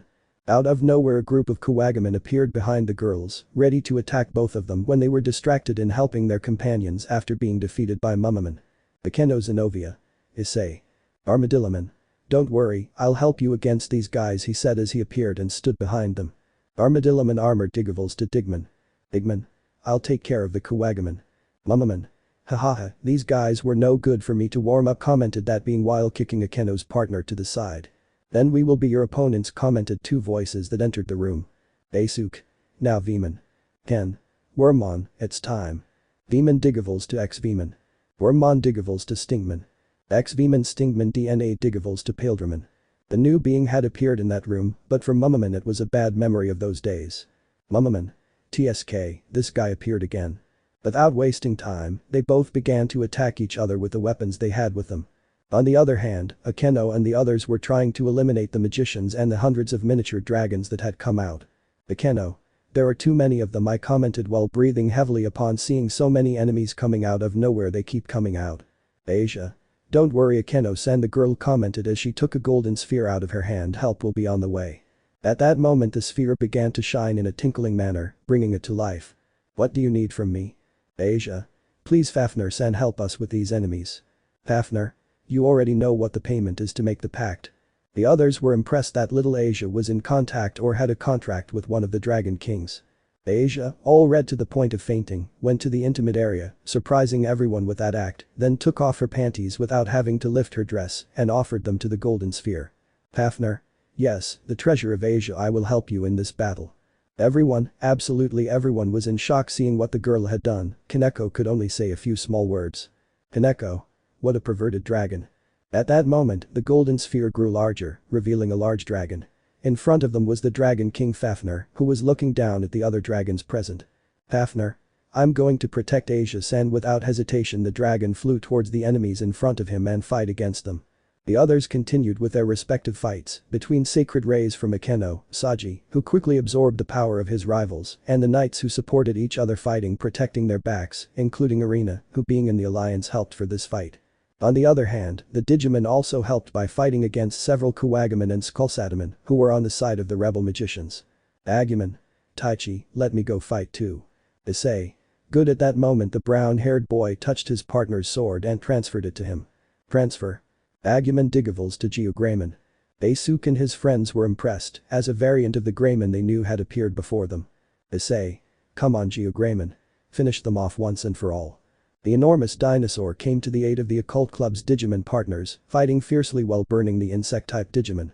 Instead, Fafnir, who had made his appearance on the battlefield, swept away the lesser dragons that were in front of him. Fafnir. This is very. He didn't finish his sentence as he was sent flying into a well by a blow from a newcomer. Grendel. So here's that idiot Fafnir, this is going to be a lot of fun. The new enemy that had arrived did not think twice and went against the golden dragon, who was just recovering from that blow and was once again punished by his new rival. The others looked on in horror at the massacre that was taking place as one of the Dragon Kings was being beaten in such a manner. Lead Mage. Wow, so that's the power of a revived evil dragon. Dreg. I thought I knew this guy from one side, the glove commented as Dreg's jewel appeared. Issei. Buddy, you're feeling better now. Dreg. Yes, sorry for that little bit of being like a child, but the mental fatigue was enormous. Issei. Sorry about that, so many breasts made. Dreg. Please don't mention it, I've already recovered properly. Daisuke. Ken, you heard that right. Ken. Let's just ignore the commented the genius boy while blushing slightly. Dreg. Anyway, that guy you see there is nothing more than an evil dragon, but he's supposed to have died a long time ago. Issei. What do you mean he died? You can't see him there, he's beating up the other Asian dragon. Dreg. Well, I don't know how, but that's the same idiot dragon who wanted to fight Albion and me, your fourth-rate magician. How did they manage to do this? Wizard. I'll take that information to the grave, and you should also worry about those around you. The brown-haired boy turned to look and saw that Agumon had returned to his child form. Issei. Agumon, what happened to you? Balmon. This is the much-feared Greymon of the chosen child. The other perfect-level Digimon had arrived, quickly landing on top of Agumon as he stepped on him. No big deal. Paildramon.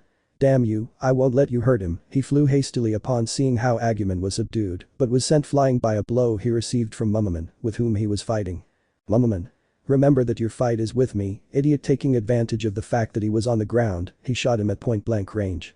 As best he could, Paildramon hit him while on the ground and got rid of Mumamon, but Mumamon took the opportunity to tie him up with his ribbons and take him with him. Agumon. Do it hurts. Issei. No, Agumon. The brown-haired boy left Ravel in Ken's arms and quickly summoned his armor to try to help his companion. However, he didn't notice when Grendel appeared behind him and punched him, sending him flying away from his friend. Grendel. This bearer of the Red Emperor is a damn shame, he said with mockery in his voice. It is clear that the dragon of domination is no longer the same. Balmon. What a waste of time. At that moment he kicked Agumon in the stomach and slammed him against a brown-haired boy, causing both of them to suffer damage from the blow at the moment of collision. This is really a shame. Gender. Let's end the lives of his friends, let's see if this way this idiot reacts and gives us a good fight, ha ha ha ha. Rebel Wizard. Hurry up and let's go deliver this merchandise to our lord, finish them off when you witness this. Hearing this, the brunette went from having a pained look to one of anger, because the thought that his friends were under threat of death made something inside him explode. Dreg. Come on buddy, let's show these idiots what it means to mess with the Red Emperor dragon.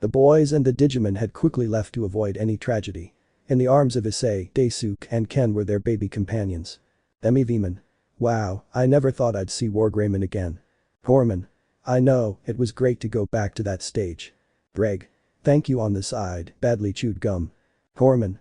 As you told me, a dragon with 5-year-old child syndrome. Greg. Hey, that was a low blow. The others laughed at that scene, but the brown-haired boy went with Ravel who had a sad look. Issei. Ravel, I apologize, the brown-haired boy commented while hugging the girl. You had to go through the worst, and I couldn't protect you, it's my fault you. Ravel. Issei-sama, the girl observed her hero's gaze and she came to a conclusion, the same as the brunette. Don't worry, nothing bad happened to me, it's just that seeing those phoenix tears, my heart couldn't take it. Issei. I promise you that from now on I will also take care of you, like I do with the others. Ravel. Issei-sama, the girl's cheeks turned red and she gave him a shy smile, please take care of me.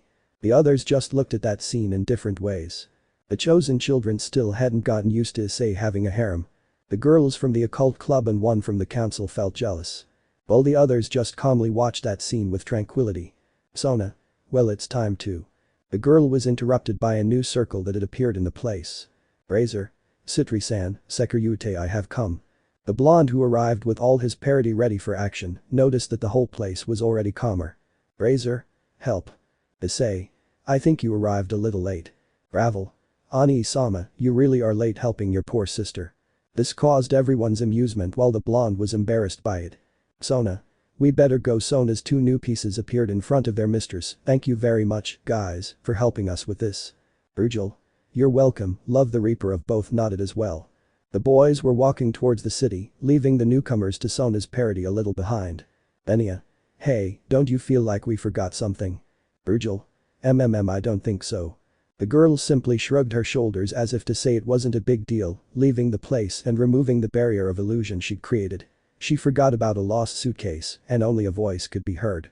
Domination. Sekiryuutei. Romania. Rias, Kiba, Miyako and Azazel were somewhat worried since ever since they arrived at the Teep's territory, it seemed like they were prisoners since they were being watched at all times. Rias. I don't like this, the girl commented as she looked out a window. Impman. Don't even mention it, this gives me a bad feeling, I commented while looking at a vampire book. Azazel. I'll try to contact someone. Rias. I'm not saying it because of that. The other two looked at the redeed with doubt. Those girls will take away my first time with my Issei. This of course made everyone back away, including the Digimon that were there. Miyako. Don't worry, I don't think anything like that will happen. The redeed just pouted while her Digimon partner shook his head. What they didn't know is that things were about to get complicated. Chapter 8. The Search, we're going to the vampire region. The abandoned warehouse. In that area where I had witnessed the fight between the occult club, the student council, and well, a yakitori who arrived late to the fight. The boys had left the place, leaving that bad experience behind. But we focused on those uninvited guests who were passed out inside one of the cellars, who were left behind by Sona Sitri's new pieces. Sora. Taichi. He shouted as he quickly woke up. The girl looked around for the brunette, but there seemed to be no sign of him anywhere. She quickly stood up and ran to the warehouse. She'd seen him enter, but just like outside, the inside was empty. Sora. I swear I saw him, I swear it was him, he said with desperation in his voice as he turned on the light on his phone and searched for something that would indicate that there really were people not long ago. Demon. Sora, his partner, flew to his side while looking at the girl, who had a desperate expression. Sora, I don't think they're here. Kashiro. It's something strange, the activity of the digital world suddenly disappeared, he commented upon seeing his tablet and noticing that there was no other Digimon besides his own in the place. The readings that were there a few minutes ago indicated that there was a larger group. Tentamon. Kashiro, I've already searched the entire place, but nothing, commented his partner who also flew in through one of the warehouse's windows. Joe. Tentamon, have you seen Gamamon? Asked a university student who was entering with Hikari, Mimi and their classmates. At that moment, a bag was entering, or rather, what was inside it was jumping out. Gamamon. Can you help me please, he said while talking inside the suitcase. Joe. Where were you? He asked as he pulled his partner out of the small space. Gamamon. Those guys who knocked them out left me lying on the side of the warehouse, he commented while rubbing his head. While I was there I heard a very strange word. Kashiro. What did you hear? Gamamon. I heard the word Sekiryuutei and it seemed like they were saying it to a person because they used a term, Sama, commented the Digimon. Hikari. Sekiryuutei. I've never heard that expression before. Kashiro. I'll have to research that term, the boy commented as he looked at his tablet. Unfortunately there are no more signs of Digimon around here. Mimi? What do we do? Joe? It's better to go back to Adeba, the oldest of them all commented. Hikari. But Daisuke, Ken and Iori are still in the city, we have to look for them, they have information that my brother is in the city. Sora. As much as I hate to say it, I take the girl's shoulder, there's no need to look for them right now. Hikari. But Sora-san, maybe they already found Oni-san and. Sora. I know, but if we keep harassing them, we'll not only lose Taichi-kun's whereabouts, but also their companionship. Hashiro. That's true, the boy commented as he stopped looking at the tablet, but that doesn't mean we shouldn't stop looking for him in the city. Mimi. And what will we do? Hashiro. I just sent a malicious file to the networks of the city that will serve as a tracker, when a Digimon appears it will send a signal of its location. Joe. You're really smart. Dentamon. Yes it is, Kashiro is the best. Hikari. Hey, isn't that illegal? I said in a low voice to Sora. Sora. It is, but right now it's our only option, he replied in a low voice. Himikawa. Where had they gone? Said the girl from the commission who was arriving in a car. Sora. The question is, where were you? Himikawa. That's not important and well. What was the signal they detected? Hashiro. At the moment we don't know what happened, he commented while putting away his device, we only know that there are signs in the city. Himikawa. Well, I'll talk to the commission so they can give you free passes to your schools. This issue is truly worrying. At that moment the girl was returning to the car. Well, let's go book a hotel. The others nodded as they followed the girl. Hashiro. What's the Sekiryuutei thing about? He thought to himself as he got into the car. During the trip, the girls fell asleep in the car seats. Joe was looking at a medical book he had with him, but Kashiro had his gaze thoughtfully towards the window. Dentamon. What's up, Kashiro? Kashiro. NASA, it's just that the word Gamamon said still leaves me uneasy. His gaze, which continued towards the window, observed an enormous mansion that caught his attention. Wow. Joe. What thing? He asked his friend. Kashiro. The only thing that caught my attention was that hotel, he said, sealing the mansion. Joe. I don't think it's a hotel, it doesn't have a name or anything that would indicate that the building welcomes guests. Kashiro. So the person who lives there must have a lot of money. Their companions also looked towards that mansion, then sat down properly and rested a little. Himikawa. What kind of place could that be? She thought to herself as she saw the same house. But Issei. The brown-haired boy had arrived at his mansion with the rest of the girls, Daisuke and his group, being accompanied by Gasper, who was the only one who did not live or was a guest in that mansion. Issei protectively carried a sleeping Coromon in his arms. Greg. Hahaha, poor Gum got tired of so much power that I offered him, he said while his glove materialized. Coromon. At least I can get out. The brown-haired man just laughed at what he said, which made Drake's glove disappear. Akeno. Ara, it seems those two are not going to get along, she commented with a smile as she took Issei's free arm. Thus, the day had ended with a good dinner made by Akeno and Asia, which Daisuke and the others enjoyed. As it was already night, the brown-haired boy insisted that the Adeba group stay and rest that day at his mansion, so they only told their families that they would be staying at each other's houses, so as not to raise suspicions. The boys were surprised to see that Issei and the girls were going to sleep in a single room, but they would let that go, since tiredness was greater than anything else. The next day. Issei and the others were in the club room, waiting for Azazel's report to know the current situation of what was happening in the vampire region. Issei. It's been a while since the sensei reported, he said seriously. At that moment he took a piece of cake from a blonde with pigtails who was sitting on his lap. Thanks for the food, Ravel-san. Ravel. You're welcome, Issei-sama, the girl commented with a smile. Kaneko. Damn Yakitori, that's my special seed, I commented with a serious look. Ravel. You should share a cat, besides it's my turn to pamper Issei-sama for coming to my rescue, the girl commented with a victorious smile and rubbed her butt on Issei's lap, to which the boy made a perverted face upon feeling that sensation. Daisuke. Senpai is seriously a pervert, he said in a low voice to his partner who was sitting on an armchair. Ken. I know, but he looks happy, he responded in the same way. Sona. It's taken them so long to communicate, it was supposed to be a simple visit to Transylvania. At that moment a magic circle appeared in the club room, where it showed an Azazel who apparently had an alert look as if trying not to be heard. Akeno. Is Azazel-sensei okay? The girl asked with some concern when she saw that the fallen angel kept looking everywhere. Azazel. I don't have much time, he commented with a serious voice. The situation here is somewhat delicate, we haven't been able to see the new leader of the Teeps family. Asper. Valerie. Azazel. Also, they've kept us inside the castle the whole time, they won't let us out without a guard, so I suspect they're holding us prisoner. Issei. That's bad. Azazel. I know, that's why I'm sending you this message. It's necessary that Issei and the others come immediately, in case things get ugly. I also discovered something else. I comment seriously fallen. Sona. What could it be? Azazel. In the few days we've been here, many young women have been found lying on the street, each of them with a peculiarity, he said while showing a photo of a girl with a mark on her neck. Kaneko. A bite. Asper. But both families stopped doing that practice a long time ago. Azazel. I'm also aware of this, but this just happened recently, so we think it's someone else who is biting the girls in this place. Issei. It's like that time with Myatisman, the brown-haired boy thought as he looked at his teacher. Azazel. Sona, please tell this to the Alliance and ask for permission for the Gremory group to reach us as soon as possible. I comment seriously. Ken. Excuse me, how are you feeling, Miyako? Azazel. Don't worry, she's with Rias and Kiba in the castle, but for safety Kiba has slept in the same room as the girls. Ken's alarm went off, but it was quickly turned off by Issei. Issei. Well, if he's with both of them I'm sure they're fine. Ken. Aren't you worried that that guy sleeps in the same room as your girlfriend and Miyako? Issei. I know my friend well and he is a true gentleman, so thinking that he would do something to girls is not possible, he said with a smile that reassured the boy. Sona. Don't worry sensei, I will talk to my sister as quickly as possible so that the Gremory group can go to her rescue. Azazel. One more thing, that being called Impman said that he managed to see other Digimon inside the castle. It is most likely that this Genii is involved in this coup that occurred internally. By saying this I am alerting the kids in more ways than one. Daisuke. First here in Kuoh and now they're with you. Azazel. First. Did something happen while we were gone? Issei. We'll tell him as soon as we get there. Azazel. Well, I'll wait for you. At that moment his gaze focused on a point, to which his expression changed. I must go. Without further ado, the fallen person abruptly cut off the communication signal, implying that the surveillance situation is serious. Sona. Tsubaki, let's go to my sister and report what sensei told us. Tsubaki.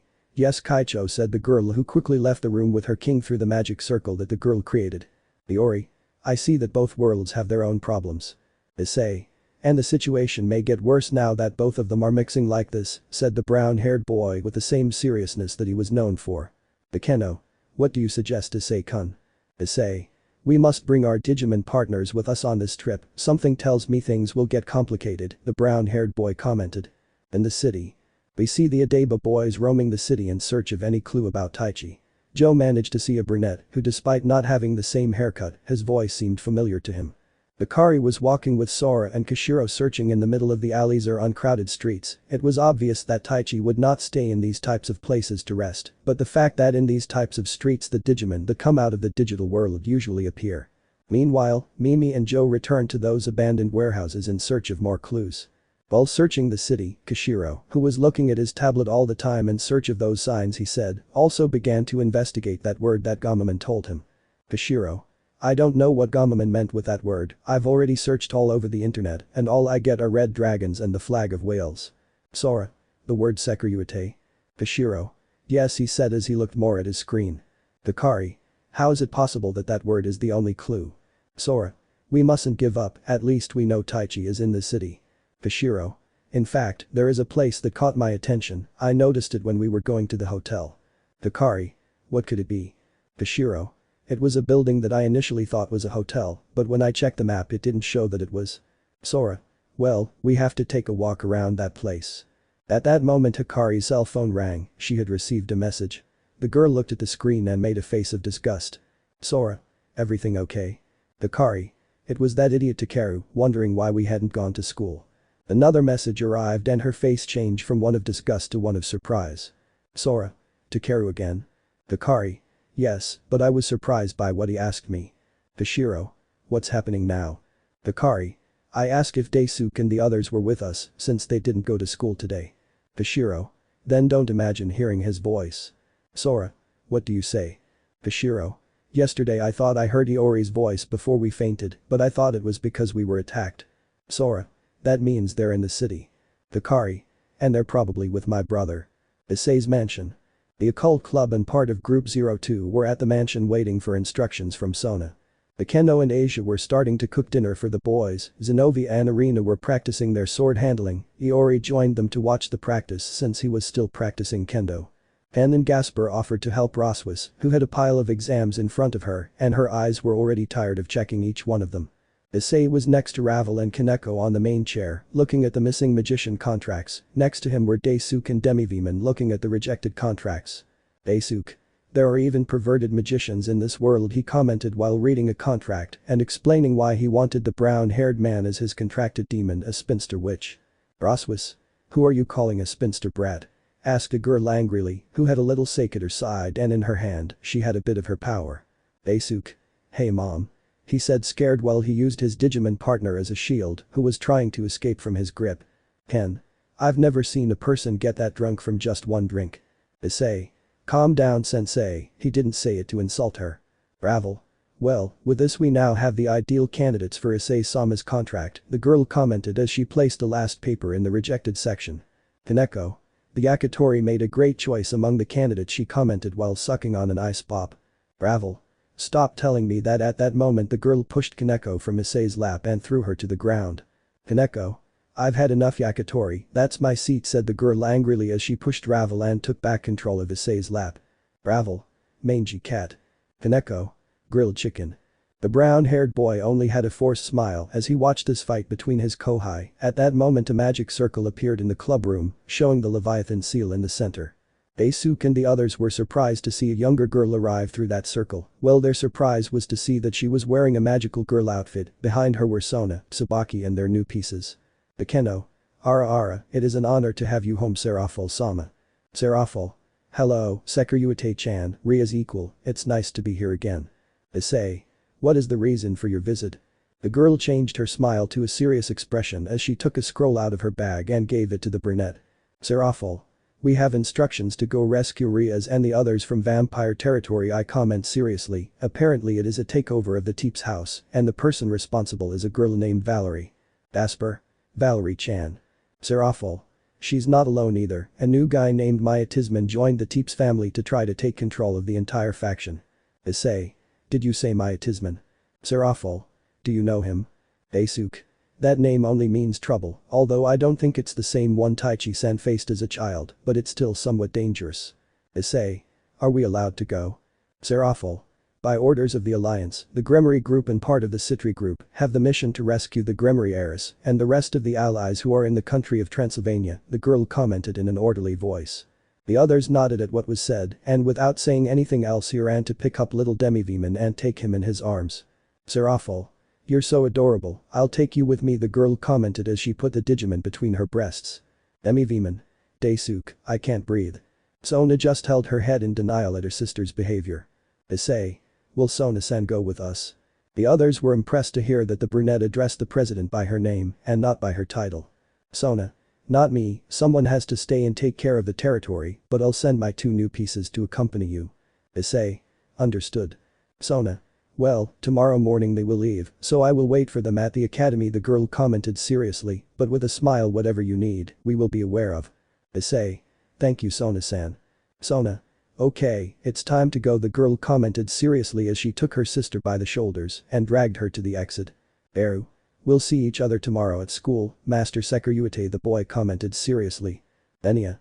Yes, I will work with the powerful Op-Eye dragon, said the girl happily while jumping. The brown-haired boy smiled at that action as he watched Seraphol cry for not taking the blue Digimon. Issei's expression changed from happy to serious as he watched his partner relax on the couch. Issei. I swear I'll come for you, Rias. Transylvania. In a Victorian-style castle, 3 people were seen in a room. In front of them was a girl, but there was something different about her gaze, which seemed to see into nothing. The experiment to revive the evil dragons has gone as expected, and all thanks to the girl's power. But that I was able to get rid of my father and my stupid brother. But this, Gen I and that Risivam guy will be pleased with what we have done. The girl just had a fake smile as a tear came out of her eye. How are our spies doing in the Carmelia family? I've been told that the idiots from the Alliance have been kept out of the loop and well, your father isn't helping much by not wanting their support. Well, with this we will take a big step towards chaos in the factions, besides that someone has a thirst for blood and they will serve to quench it. Are we covered in case we are attacked? Asked that figure. Don't worry, Marius, we have more than one army, so we'll be more than covered. Marius. Well, let's deal that blow to the Carmelia family. The cult club. Noon had arrived. In the club room were the rest of the Gremory group, Sona's new pieces and the Adeba boys, who were standing in a magic transportation circle. Sona. Safe journey and please return safely. Issei. So it will be. Agumon. Okay guys, we must give our all in this mission, he commented to the group of Digimon in front of them. Without further ado, everyone said goodbye to Sona with a wave in the air. The girl looked at this seriously, but in the hand of a person a dim light appeared. Tsubaki. Kaicho felt it too. Sona. Yes, that boy. Sona. Possesses a sacred gear. Chapter 9. The meeting with the Teeps family. Kuoh. We find ourselves in the city of Abruptly Dragon, where the young people from Adeba were investigating the Digimon activity that had recently increased in the area, but which suddenly calmed down. Kashiro. It's the second day, but it's like they've vanished from the city. Hikari. We've also been looking for Daisuke and the others, but they're not here either. Sora. It's very rare for them to just disappear overnight. Joe. This city seems very mysterious to me, yesterday we were sure they were here, and now there is no trace. They said this since each one had traveled to each cardinal point and had met in the center of the city, near Kuoh's academy, to be more exact in a cafe. Sora. Kashiro, did you investigate anything about that place that caught your attention? Kashiro. I only knew it was a mansion, but I didn't get past the door because there was no one there. I tried to sneak in, but at that point the boy showed a burn mark, I don't know how, but I was detected by their security system, and so I came out with this. Mimi. How horrible, said the girl, scared when she saw the mark her friend had obtained. Sora. I can't think of anything else to do. Joe. The permission I requested at the university is going to expire and I have to return to Himikawa. You don't have to worry about that, the girl commented as she put her phone aside. I already arranged their school matters, I told them that this matter was more important. Kashiro. How do you have the power to fix all that? Himikawa. That child is something you shouldn't know about, she said while going back to the car where she got off. Now, can you continue with your search in this place or tell me to move as to go to another place? Sora. I don't trust that woman, he commented when he saw that she was already far enough away to hear him. Kashiro. Me too, we don't know why there's so much obsession with the digital world. Hikari. Do any of you have any idea where to look? I commented while drinking some water. Mimi. The truth is that. What do you think, Sona? Kaicho, do you think Daisuke-san has any sacred gear? Hearing the boy's name, the Adeba people fell silent. Sora and Mimi looked ahead to see two girls in school uniforms talking, both had sat at a table across from them. Sona. I don't know, I felt an energy coming out of his hand, and without counting his blue companion, it is likely that he is a carrier of one, but what worries me, Tsubaki, is that Hyoudou has problems with that Myatismon.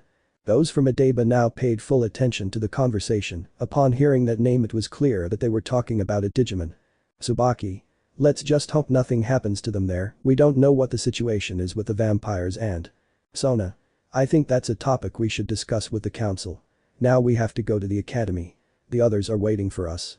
The girls saw that their drinks had arrived and headed towards the academy. Sora. Did you hear the same thing? Mimi. They talked about Myatismon. Kashiro. We must follow them now.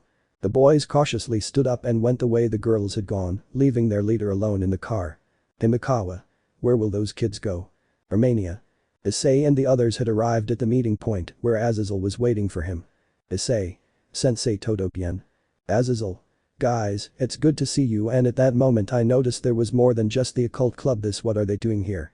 I asked, pointing at Daisuke and the others. Issei. Well, the report you sent said that a certain Myatismon was behind all this. Azazel. It's correct, or good was what I heard while I was looking for more information about what was happening in this place, but it's best to move and go where Rias and the others are. The boys nodded and walked through the deserted streets of that city. Asia. This place is scary, she said as she approached the brunette and took his hand, placing it between her breasts. Issei. Huh. He said with a blush upon feeling that soft sensation. Ikeno. Ara, I'm scared too, Kohai-kun, please protect me, I commented while taking his other hand. Issei. He put on his typical perverted face when he felt his senpai's breasts. Zenovia and Irina had seen that interaction they had with the boy, to which they both nodded. Zenovia. Don't leave me alone, Issei. Irina. Issei-kun, I'm very scared. The two were on Issei's back, causing him to have too much difficulty walking. Issei. Wait girls, we're not going to fall if we continue like this. Kaneko. Senpai, don't leave me alone, the girl commented as she climbed onto his abdomen. Daisuke. I'm so jealous of Taichi senpai, he said while crying funny tears. Ken. It's not that big of a deal, I don't think. Daisuke. "Shut up, you have a girlfriend," he said while throwing him a wet handkerchief. "Demon. Here you go," Daisuke commented as I gave him another handkerchief. "Iori. Is this always how Taichi-senpai is with his friends?" Azazel. "Well, I think they are more than just his friends, they all have a strong affection for the boy." Iori. "Seriously?" The Digimon looked at this act with great doubt, but for Agumon it was already something normal in his partner's life. Issei. "Sensei, what happened?" Azazel. "A coup d'etat." Everyone was surprised to hear this. Azazel. "As far as we know, King Teeps has fled the place after some vampires wanted to impose their rules, all thanks to the new leader of the Teeps house, a girl named Valerie." The little damper was surprised to hear this. Bekeno. "But something must have happened for this to happen." Azazel. "We suspect that not only that Myatisman guy has participated in this, but also the Chaos Brigade." Issei. "Now I understand why Office told me to be cautious with evil dragons." Azazel. "What's wrong with them?" Issei. "Vera." The brown-haired boy began to tell him about the problem they had recently at Kuoh Academy, about the attack they had from the Chaos Brigade, and that 2 other Digimon had also appeared who helped kidnap the Phoenix girl and obtain her tears. Azazel. "Those wretches have truly gone too far." Issei.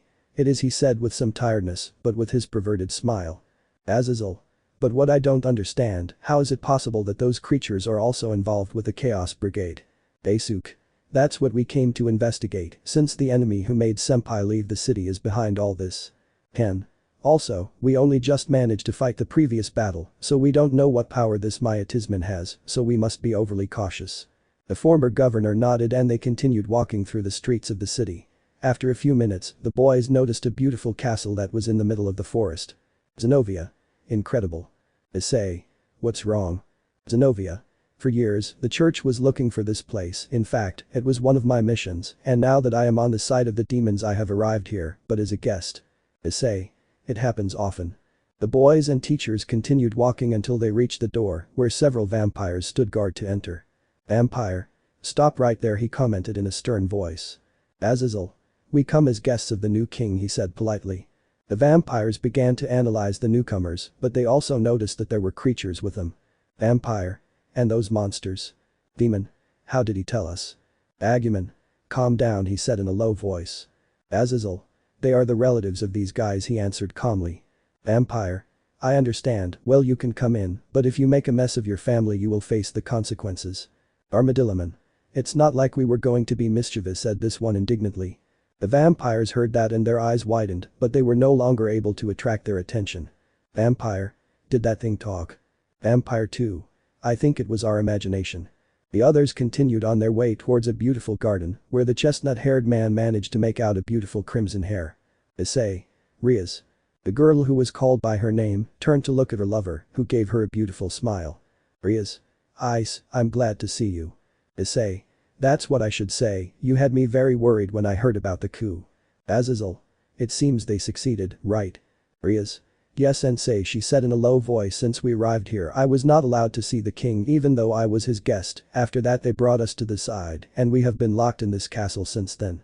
Ken. "Where is Miyako?" Rias. "She's inside the room," but the boy nodded and ran inside without listening to but the repeated said. A few seconds later. "Iya, perverted." The loud bang was heard outside the room, the others got an idea of what had happened, and then the boy Ken came out with a mark on his cheek. Ken. "He was taking a bath," he commented with teary eyes. Rias. "That's what I wanted to tell you," she replied with a drop of sweat on her head. After a few minutes, the girl came out with her clothes on and went to her boyfriend, who was being cared for by Asia. Miyako. "Ken-kun, I'm sorry you caught me off guard." Ken. "No, it was my fault, I should have fully listened to what Gremory-san was going to tell me." Azazel. "Well, since we're here, it's best to go inside so we can talk more privately." Everyone nodded, but until that moment the brown-haired boy had noticed something. Issei. "Akeno-san and Sona-san's members." Akeno. "Yufufu, they went somewhere else, maybe looking for an escape route from this place in case things get too ugly." Issei. "I understand," he said as he entered the room. Once inside, the former governor began to recount what he had heard within the Teeps faction. It seemed that the coup d'etat was a complete success due to a power the girl possessed, one that gave the previous king too much of a fight. Asper. "What power is that?"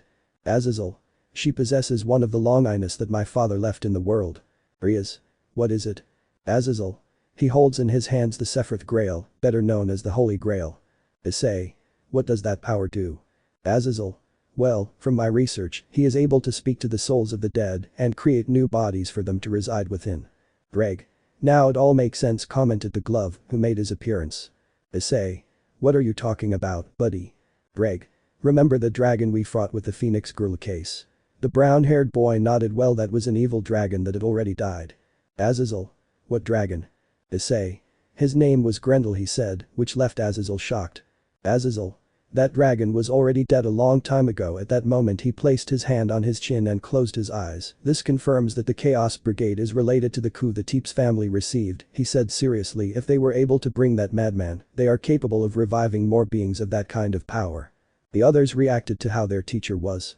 Asia. What shall we do? Issei. We must be alert, first of all, said the brown-haired boy seriously. At that moment, the door to the room was politely knocked on. Kiba, like a true gentleman, opened it to see who it was. On the other side of the door were some soldiers. Soldier 1. Please prepare. Azazel. What's going on? Soldier. Our new leader wants to see you right now. The boys looked at each other. It was time to see the results that the Chaos Brigade had made on the place. Kuoh. It is often said that technology and magic are two opposite poles. Magic is that reason to believe in something that may or may not exist, and technology is a man-made tool that helps improve human life. And this was the case at Kuoh Academy. Classes had ended, the students had already gone home, and those who had stayed were doing activities in their clubs, or in the case of those that had a relationship with the school administration, such as the student council. On the other hand, we see the young people of Adaba, who were on the edge of the school. To be more exact, they were near the office in charge of taking care of the school gardens. Bashiro. Okay, I've now been able to connect to the school network, he commented while holding a small laptop in his hand, which was connected to an Ethernet port. Sora. What are you going to do with her? Joe. What are we looking for? Hikari. I guess the guys who mentioned Daisuke, right? Mimi. Guys, isn't this illegal? The others just kept their heads bowed, since they knew this was bad, but they played dead. Sona. Well, the occult club and the Digimon kids are gone, we must be alert to any attacks made by the Chaos Brigade. Saji. Are things really bad over there? Tsubaki. From what we have learned from Serafal-sama, there was a coup within the Teeps family. It seems their king has been overthrown and he fled. Saji. I hope Hyoudou and the others aren't in danger. Sona. What provokes me the most is the appearance of those digital beings. The boys who were listening to the conversation did not notice that there were two shadows behind them. Sona. Go ahead, bring them here, we can't let those kids go unpunished for spying. Kashiro. What thing? At that moment the boy noticed how his companions fell to the floor unconscious. He quickly turned to look and saw a blue-haired man with a serious look. Ira. Well, you're the only one missing. Without having time to stand, the boy was hit in the back of the head and fell unconscious. Momo. We must take them to the council room, it's Sona Kaicho's orders. Haruko. Walking. Each of the girls took two boys, and in Haruko's case, she carried Hikari, who was the thinnest of all in the place.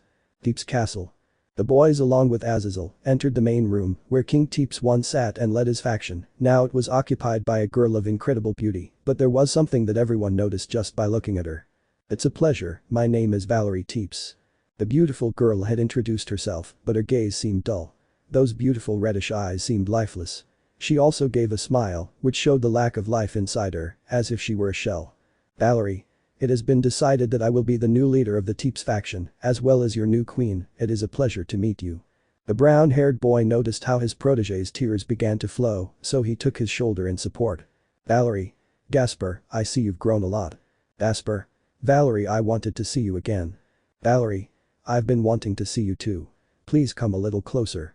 The boy looked at the brunette who nodded, causing him to start walking slowly, causing the soldiers to be on guard, but Valerie's action with her hand made them stop. Valerie. I'm glad you're okay, she said in a whisper as she hugged her friend. Gasper. Despite being reincarnated as a demon, I'm feeling fine. Valerie. Yeah, I've heard about that before. They seem to be taking good care of you. Gasper. Yes, I also made friends and companions. I'll never be alone again. The girl looked towards where the whole group was, her empty eyes were clear proof that something was not right with her. Valerie. Ara. So you are friends of Gasper, she said, but her gaze moved to look somewhere else. The girl began speaking in another language, one that was unknown to everyone, which truly worried the brunette and his friends. Valerie. You're right, I think the same thing. The girl was talking into space. At that moment the sensei of the occult group spoke in a low voice. Azazel. Don't look directly into her eyes or you'll be drawn to the Holy Grail. Especially Asia, Zenobia, and Irina who come from the church, you guys look the other way. Issei. What's going on? Azazel. This is the result of those who are possessed by the Holy Grail, you start seeing things you shouldn't, I'll explain later. At that moment the sound of applause filled the room, the person responsible was two people who were entering through a door near where the girl was. Valerie, it's rude of you to be talking to those people you know. That's true, you are now the queen, so you must behave in a more appropriate manner.